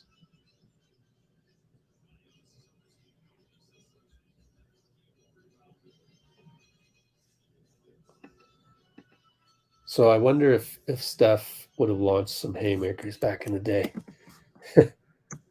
Oh, Blake Griffin with a classic Blake Griffin, shimmy, or what do you call that? Not a shimmy. You call that a Hakeem Olajuwon type, basic level Hakeem Olajuwon shake.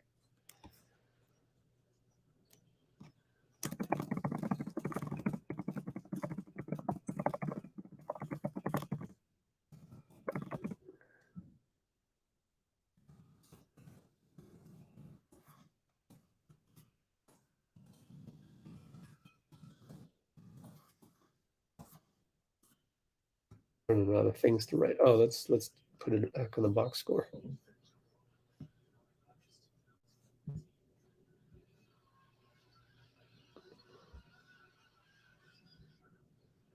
Yeah, I guess it's been proven that Steve will bench JP for defense in the late aspects of the game. Yep. Got to learn to slow down. Yep. Let's see. Let's see what else.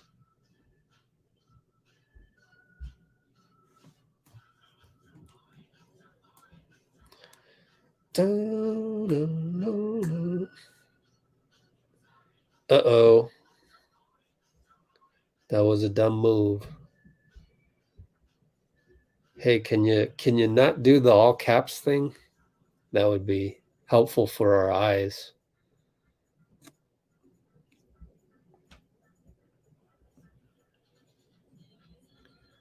think I'm tired of talking about that. I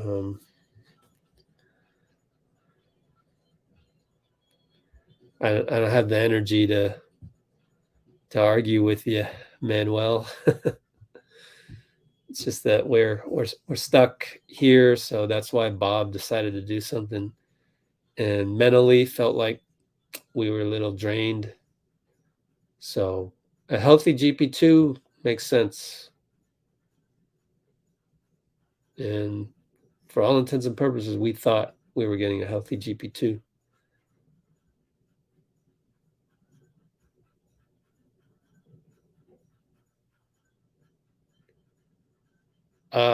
I don't know that you can mix it up.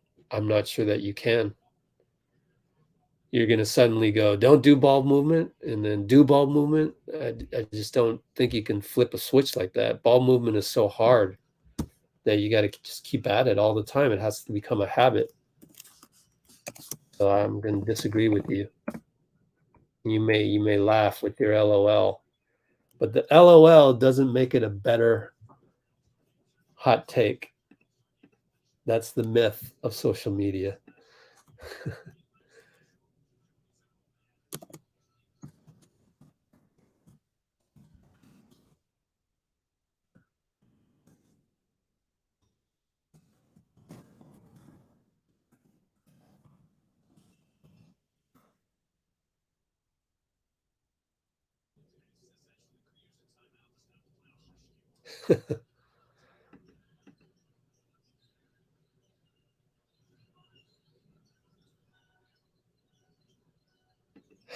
Uh-oh, Steve Kerr needs to get fired. I'm scrolling up and expecting to see the Steve Kerr needs to be fired comment any moment now.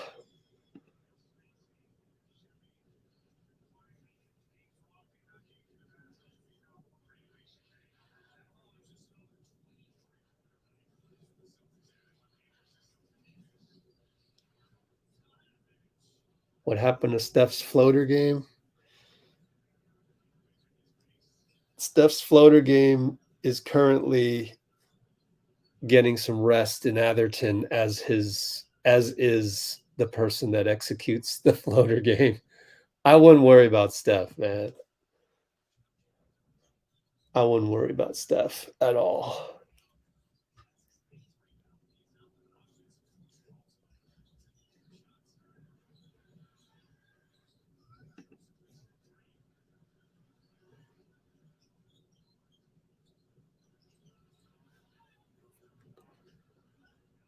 All right, let's see where are we at here. They're down 13 with 6:07 to go.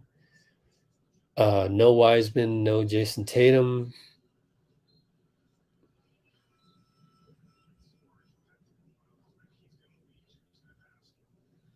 Back to Wiseman. Yeah, he is very talented. I'm also very tired from talking about the buyout as well. I don't know. Should I do a live stream just talk about the buyout? I just don't know that it fits. Like, who's the big that you're going to get? And how would he fit? Like, even a guy like Serge Ibaka, who Boyan just turned the ball over to Marcus, but Marcus does that DPOI. If it was Ibaka, even against like the Wizards game, like he would look out of place. He would just look kind of slow, you know? So with JaMychal playing as well as JaMychal is playing, oh, Jason Tatum's back in the game. I didn't notice that for the last 5:30. So they're going to go with, they're not going to go with Wiseman to close it out. I just don't know how a buyout guy would play any better than JaMychal did, say against Washington, right? Wasn't Washington, the Washington game, a showcase of what JaMychal can do rather than a buyout guy?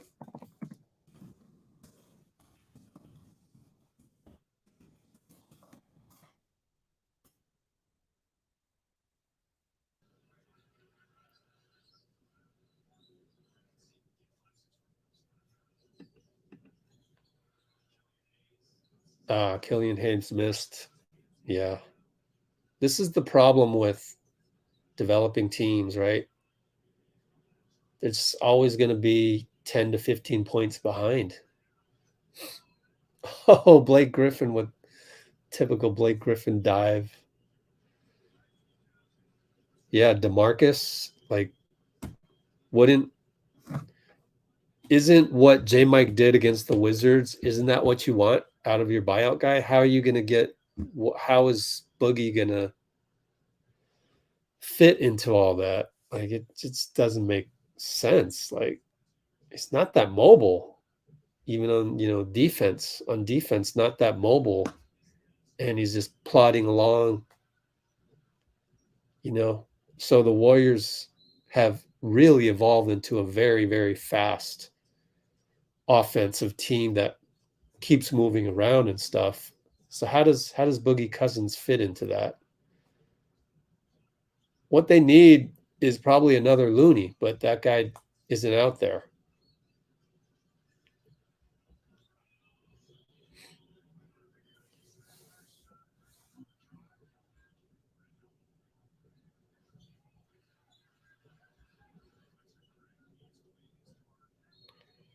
Yeah, bulk of our defense is executed below the rim.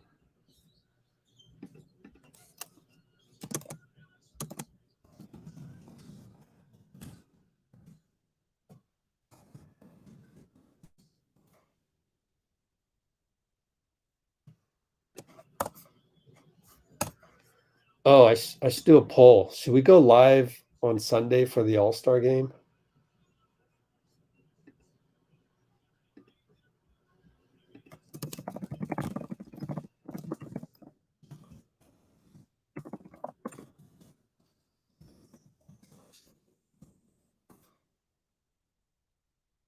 Ask your community.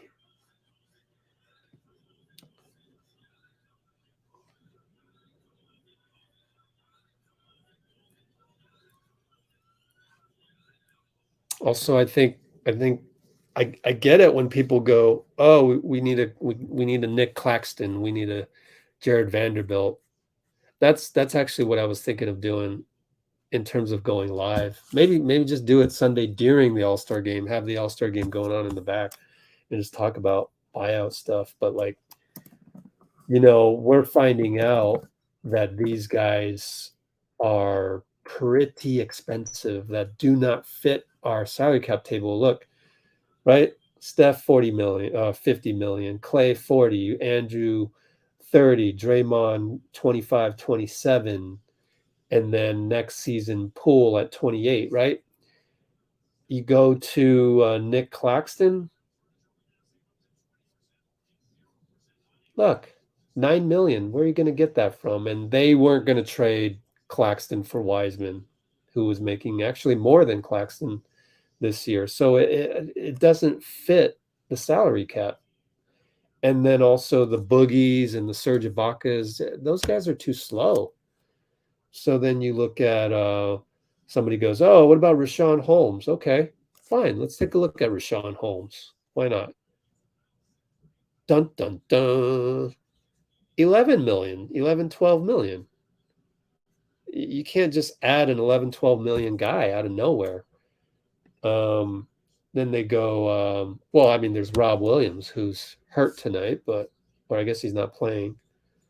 And he's worth 10, 11 million. So you're starting to see even Jared Vanderbilt go to the Lakers.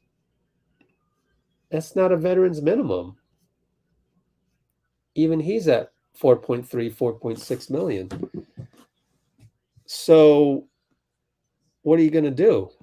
How are you going to add a guy like that you want to back up Looney, as you say? They're just not available. There's not a whole lot of them out there. The next Looney is what we're looking for, right? Someone pretty mobile.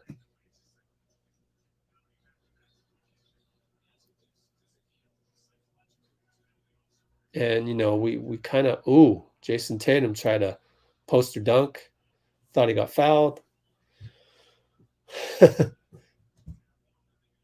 Anyway, and, we're kind of hoping that Wiseman would be that, but then he was also not quite quick enough on defense on the rotations.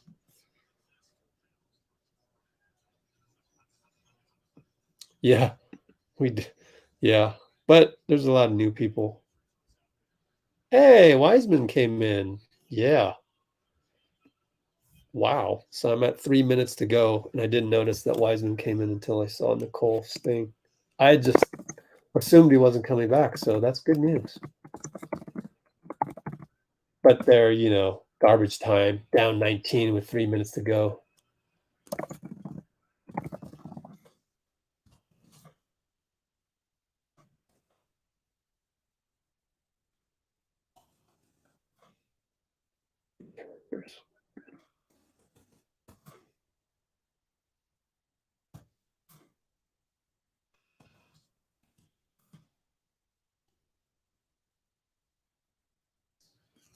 Cool. Looks like we'll just go live on Sunday and just talk again and enjoy the All-Star game in the background.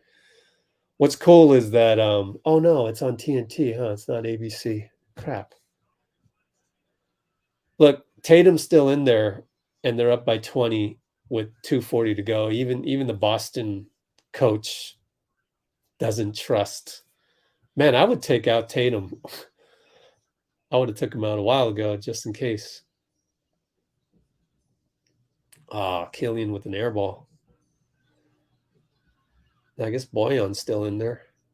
I guess it's not garbage time. If Boyan and Killian are still in there, technically not garbage time. Okay.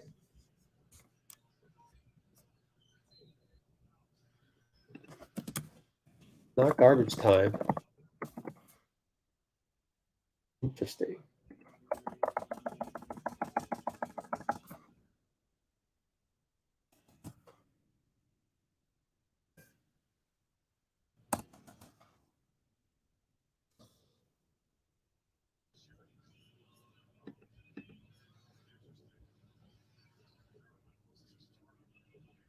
I think a lot of the trade talk got out of hand. I mean, look, Joe Tsai is the one to blame, okay? His mishandling of the culture at the Nets at Brooklyn, demanding apologies, only giving extensions if you win a championship. That's ridiculous. That's like running a Chinese household. I know, because I was in Chinese household with the dad that really wanted to pound his fist on the hierarchy of things. So, yeah. What? Hey, they got Teen Wolf. What's going on here? I'm kidding. I'm kidding. Boston fans, don't kill me. Who is that? JD Davison. Never heard of him. They got Teen Wolf. I'm just messing. I'm looking at a very blurry Stream East feed. James Wiseman fouled down low. Yeah, Asian way of running. So then Joe Tsai has demanded an apology by Kyrie, and I get it. I get it. I mean, Kyrie did some stupid, but Joe Tsai didn't take the time to really understand Kyrie's culture, I think. AAU. I mean, I know they met, but I'm sure when they had that meeting, it was just for Joe Tsai to say, I demand an apology and all of that. It just sounds so familiar to me. And every time I hear things like that, remember when during the George Bush era, there was like one of our US fighter planes flew over China, and China, guess what China did? They demanded an apology. Oh, Wiseman got a block on Teen Wolf. Oh, but Cornette dunks it. Anyway, Teen Wolf is a compliment. Uh-oh, my stream just died. But okay, it's back. I just think them pulling the trigger on Kyrie, that just opened the floodgates, man. Opened the floodgates. KD then goes, then everybody's making moves and stuff. Who knows? Maybe we never go after GP2 if Kyrie hadn't been traded that first instance. And there were people saying, what's Kyrie doing? What's Kyrie doing? At that time, I'm sitting there going, he's getting away from the Chinese household is what he's doing. And then later on, Kyrie goes, I'm just glad KD got out of there. See what I mean? I'm sitting there nodding. Yep. And hey, Teen Wolf magic. What I tell you. That's some special hair, man. Anyways, you wonder, would we even have made the trade had Joe Tsai not had Joe Tsai not come to the conclusion that he was going to play hardball with Kyrie on the extension.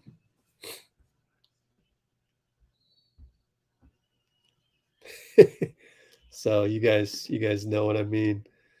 Yeah, respect the Kyrie move, man. Yeah, I do too. And then he was getting thrown under the bus that day. But anyways. Oh gosh.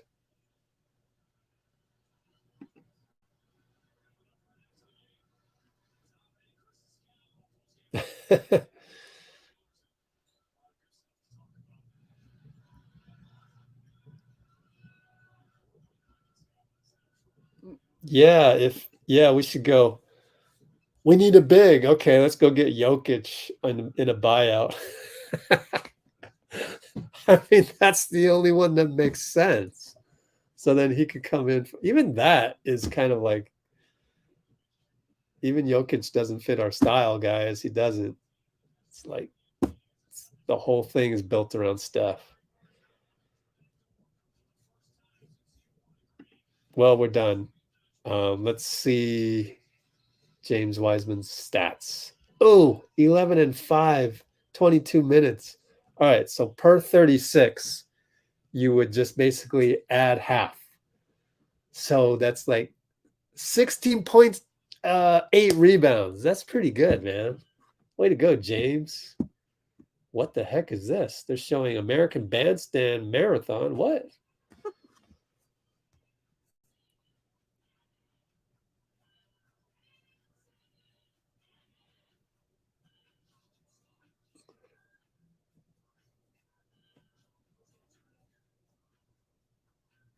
Yeah, the Jason Tatum, I saw that, Nicole. The Jason Tatum staring at the ref as if they didn't, execute uh, a work order on what they're supposed to do. Payrolled by the Celtics, it looked like. That was funny. Tatum wanted 40. What did he end up with? 38. Yeah. Oh my gosh, he almost got a triple double.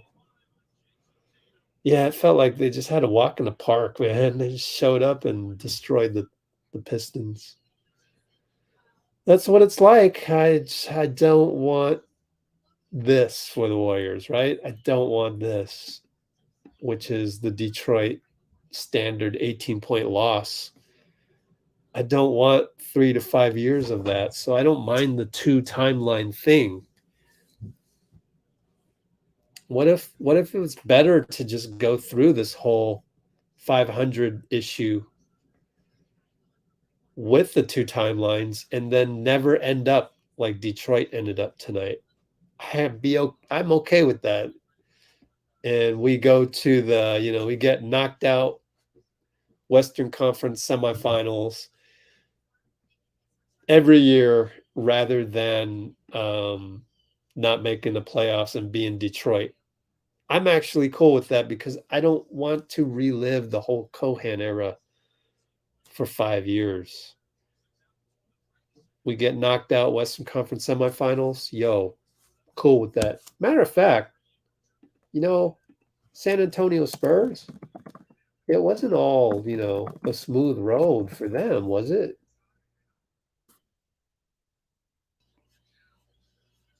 Let's go year by year. Um,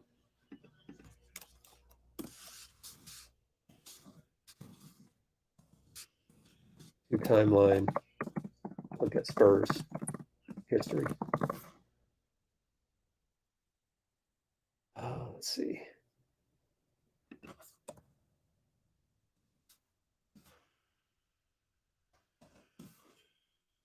I need to get rid of 32 characters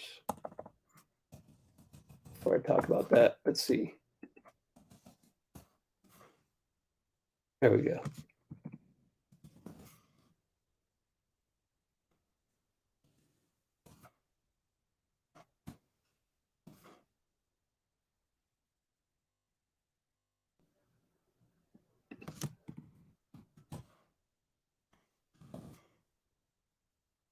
Okay, so let's look at the Spurs.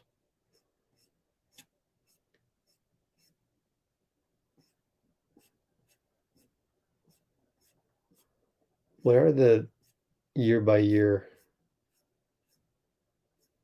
Oh boy, I know where I can look. Let's go bkref. I don't know. Sean Elliott.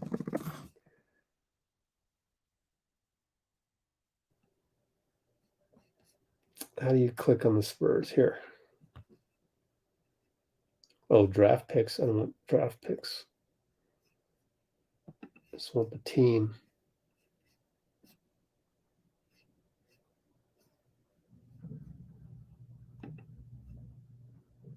Previous season, next season. There we go. First in Midwest, Midwest Division champs. 1 first round, 1 semifinals. Okay. Is this the right era? 2001. There we go. We got to go. Oh, here. Oh, list of. Oh, there we go. There we go. 2001. Lost first round. Whew. Finals MVP. Okay.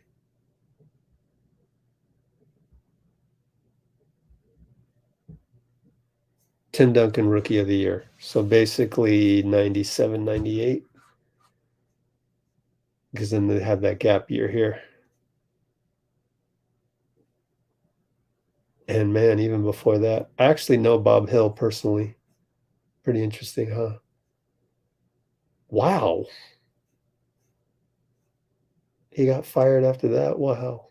Interesting. Bob Hill's a really nice guy. Look at that. Lost first round. You know, it's not going to be the end of the world if we lose first round, guys. I mean, look at the Spurs. Then here, lost conference finals, lost conference semifinals, won NBA finals, lost conference semifinals, won NBA finals. Man, they won 3 of them in 5 years. Semifinals, finals, then lost first round. Look at that. 2008-9. Then won first round, then lost conference semifinals, then lost first round to the Grizzlies back then.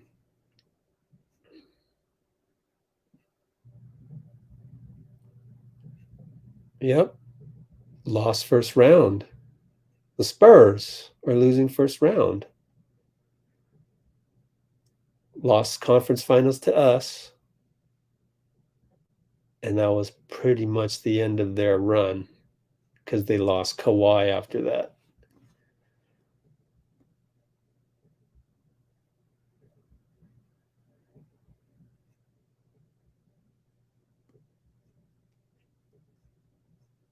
So I think the idea is just basically to make the playoffs every single year. Whether you lose the first round, second round is semifinals of the Western Conference. So I think that's why you do the 2 timelines. So I'm all for that. I don't want to miss the playoffs. You want that excitement. You want that chance, that hope.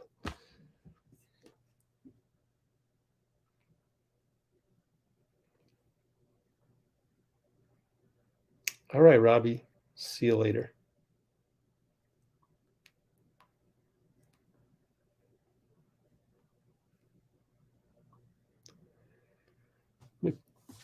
Mikal Bridges has 45 points. Yeah, he's pretty good. Mikal Bridges is pretty good.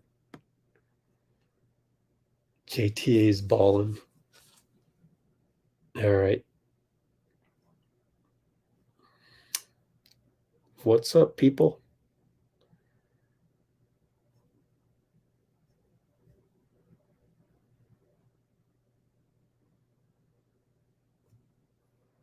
Kyrie goes to the Suns? They would have to make more moves. But anyways, That's high speculation.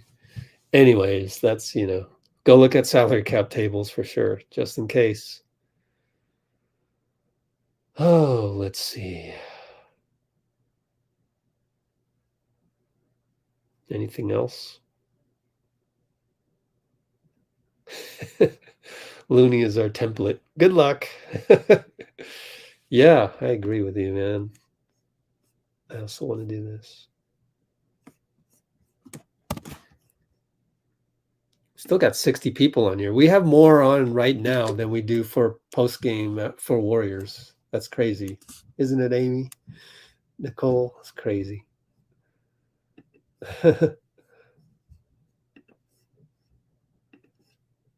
But it's actually fun seeing what you have to say. It's good stuff, guys. It's good stuff. What else is there? Play-in makes it really hard to have that kind of run. The play-in. Oh, you mean, what do you mean? Like there's more teams that get in the way?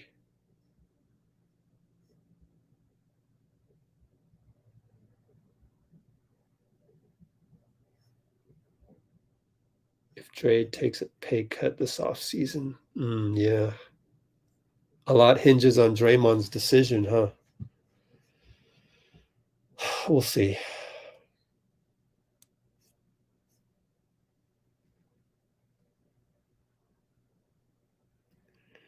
Thanks for the support, everybody. What other channel that follows their team so much would have another team's wiki up in the background? Less spots are guaranteed playoffs.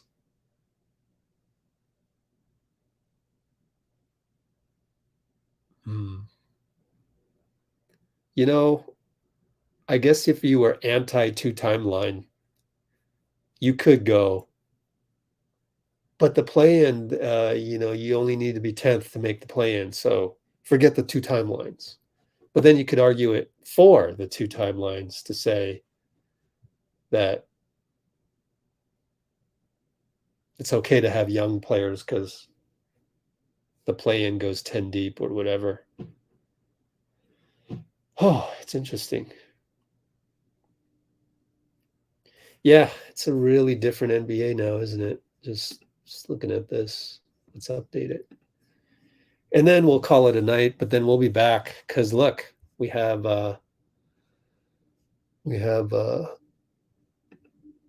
YouTube held your smiley face or your, I don't know what kind of face that is, Isaac, but anyway.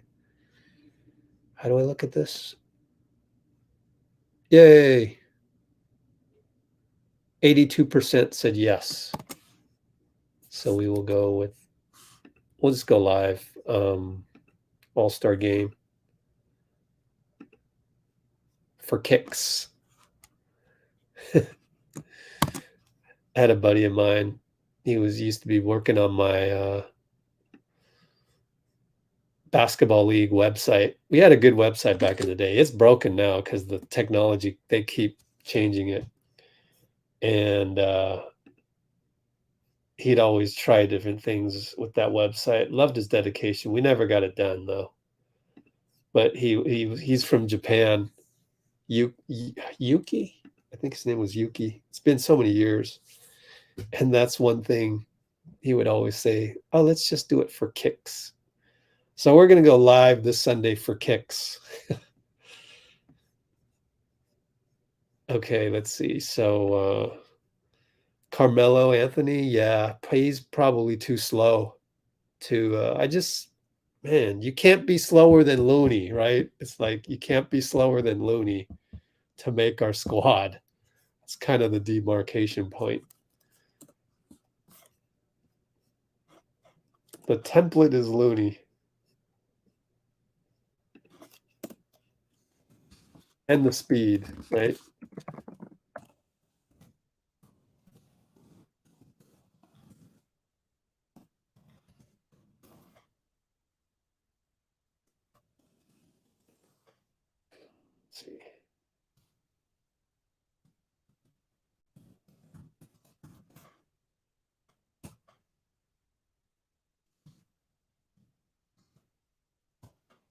So next probable live stream, I'm going to put it down. Sunday, 4 days from now, 2/19. We'll call it All-Star Watch plus buyout talk. Why not?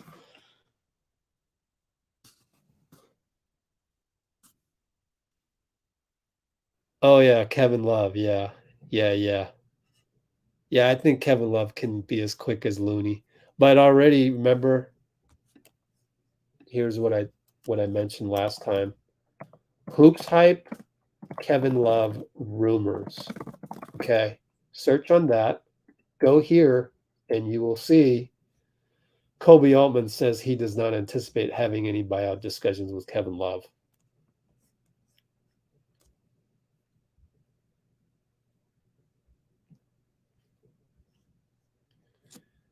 Bring JTA back.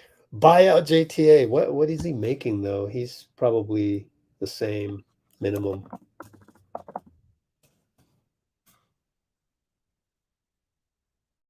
Yeah, Utah just needs him to fill a spot. I think they need him as a transaction.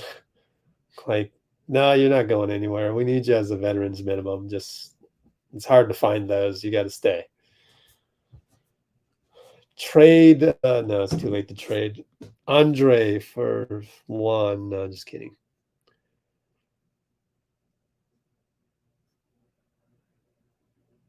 All right. So, yeah. Oh, thanks, Robbie. Let's call it a night. I love screenshotting some of these, and I don't know what I'll ever do with them. What I did, as I said before on the last live stream, was last year. This one's for Anthony Slater. If I ever see him sometime soon, like, see this. So this is a booklet of all of your. Can you see this? All of your comments. See this? This is from like a year ago, and this booklet of like basically of positivity in here is let's just look at this one. Pacino rules. Let's find Amy. Where's Amy? Elijah is in here. Where else? Jeff's in here. Simon Lee, haven't heard him in a while. There's Amy. Look at that. Amy right there. Can you see this? I got to do everything in reverse. Here, let me get rid of this.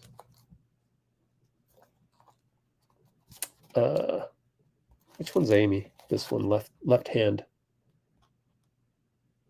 There's Amy with a comment from eons ago that said, whatever I still support. This must have been after a loss. Oh, Carlos Cruz was like, I'm here at the game. This sucks. No Curry. So it must have been a game. Steph wasn't there last year. I still support Warriors as well as this channel because chat room is already a part of my daily life. Wow. So that will eventually land. This is going to land in Anthony Slater's hands. Eventually, when I get around to it, you know, I don't like to drag my body all over the place. So I like to stay home and go online with you guys.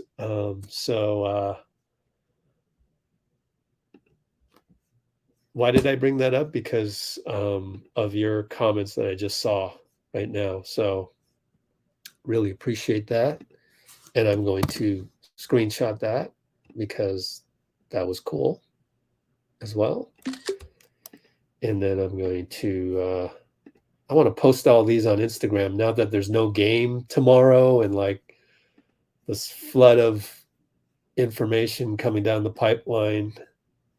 I can just put stuff on our Instagram because I have the extra time. Yeah, won't watch the All-Stars, but then you'll be here with us and we'll just talk about whatever. All right, good night. Good to have you, Eki. Thanks everybody. I know, no Steph there. The only reason I'm watching is because of you guys. We'll just go live for the hell of it. Talk buyout, fine. Maybe we can get Dean somehow. I don't want to put too much pressure on him, but just chime in and go, wherever you're at, Dean, just chime in for 5 minutes, just for the hell of it, just for fun, because we know he's going to be in Utah. He'd be crazy not to be at the game, but it's like wherever you are in Salt Lake, you're there. You're within a certain radius of the action that's happening on my TV. That's pretty neat. So it would be cool to have him on, but we'll see. We'll see. Don't want to put too much pressure. Nicole, are you in the booklet? I don't know, because this was like a year ago, like literally like 365 days ago. So I don't recall if you were in. Maybe you could just, let's see if Amy can find you somewhere in there. Amy's like on every third page. And I don't remember if I saw Nicole on there or not. And I haven't even read the whole thing. It's not something you read. It's more like a coffee table type thing. But anyway, got it all professionally done and all that. Excuse me, man. You guys are putting up such cool comments that I'm not ready to go yet. Let's see.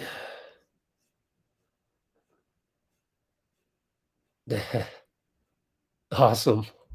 Gosh, just awesome. This is crazy.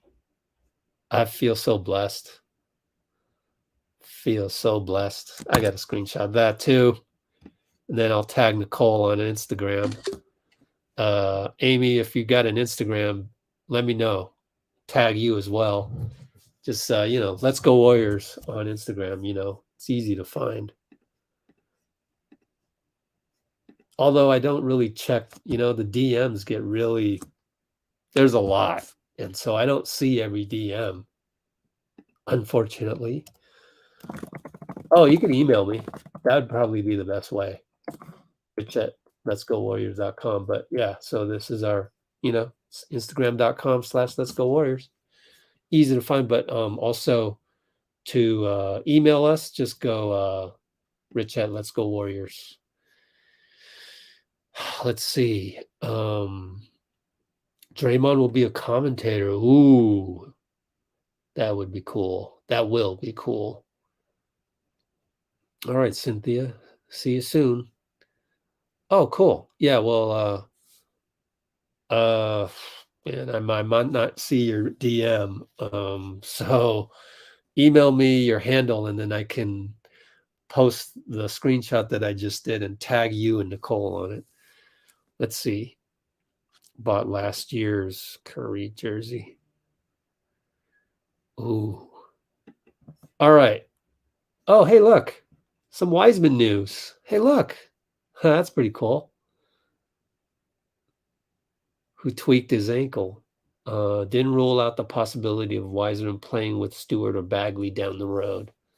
Cool. Let's see if there's any other stuff that is about Wiseman. If he didn't block shots, he was there. He was a big body at the rim. Hey, nice.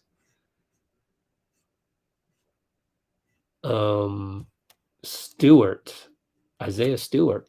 He looked like the Wiseman I played against in high school.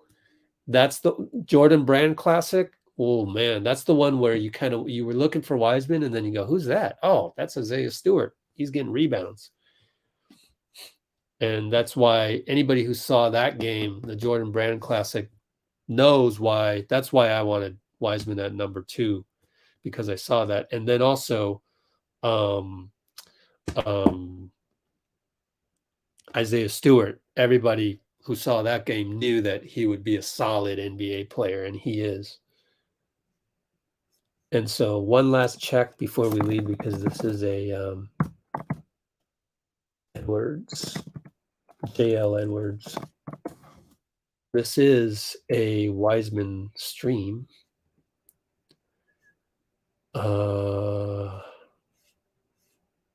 he's going to be a good fit for us. His length, his size, once he gets good condition and used to playing basketball, said he was at the rim even though he didn't get blocks. Good thing Omari got the actual quote on that too.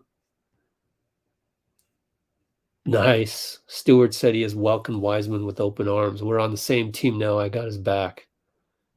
Nice.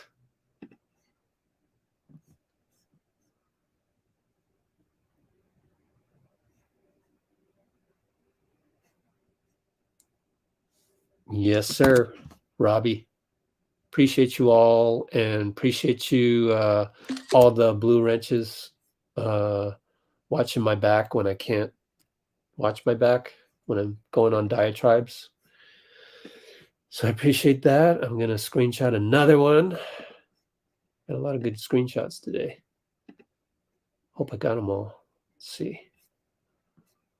Let's see. Cool. Good stuff. And see you all pretty soon, right? Sunday. So we'll see you Sunday. Yeah. Good choice, Nicole. The little nudge to go live tonight. Good choice. Appreciate it. All right, everybody. So we're going to say, even though Steph runs out of the tunnel and says, Justice 1, 2, 3, we're going to do the reverse. Justice 1, 2, 3. Next live Sunday, 2/19 at, I believe it starts at 5 p.m. Pacific. So we got it. Oh, yeah. Splash the like button. Forgot about that, too. Should all splash the like button.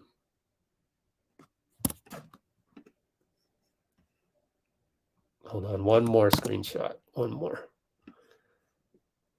Boom. And then I got to go to there. Save it over here.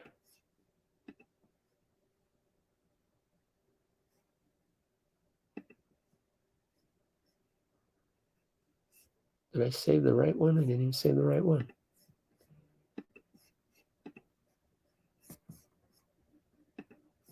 Okay, so now we will officially do the Justice 1, 2, 3 and get the heck out of here. Take care, everybody. Just does 1, 2, 3.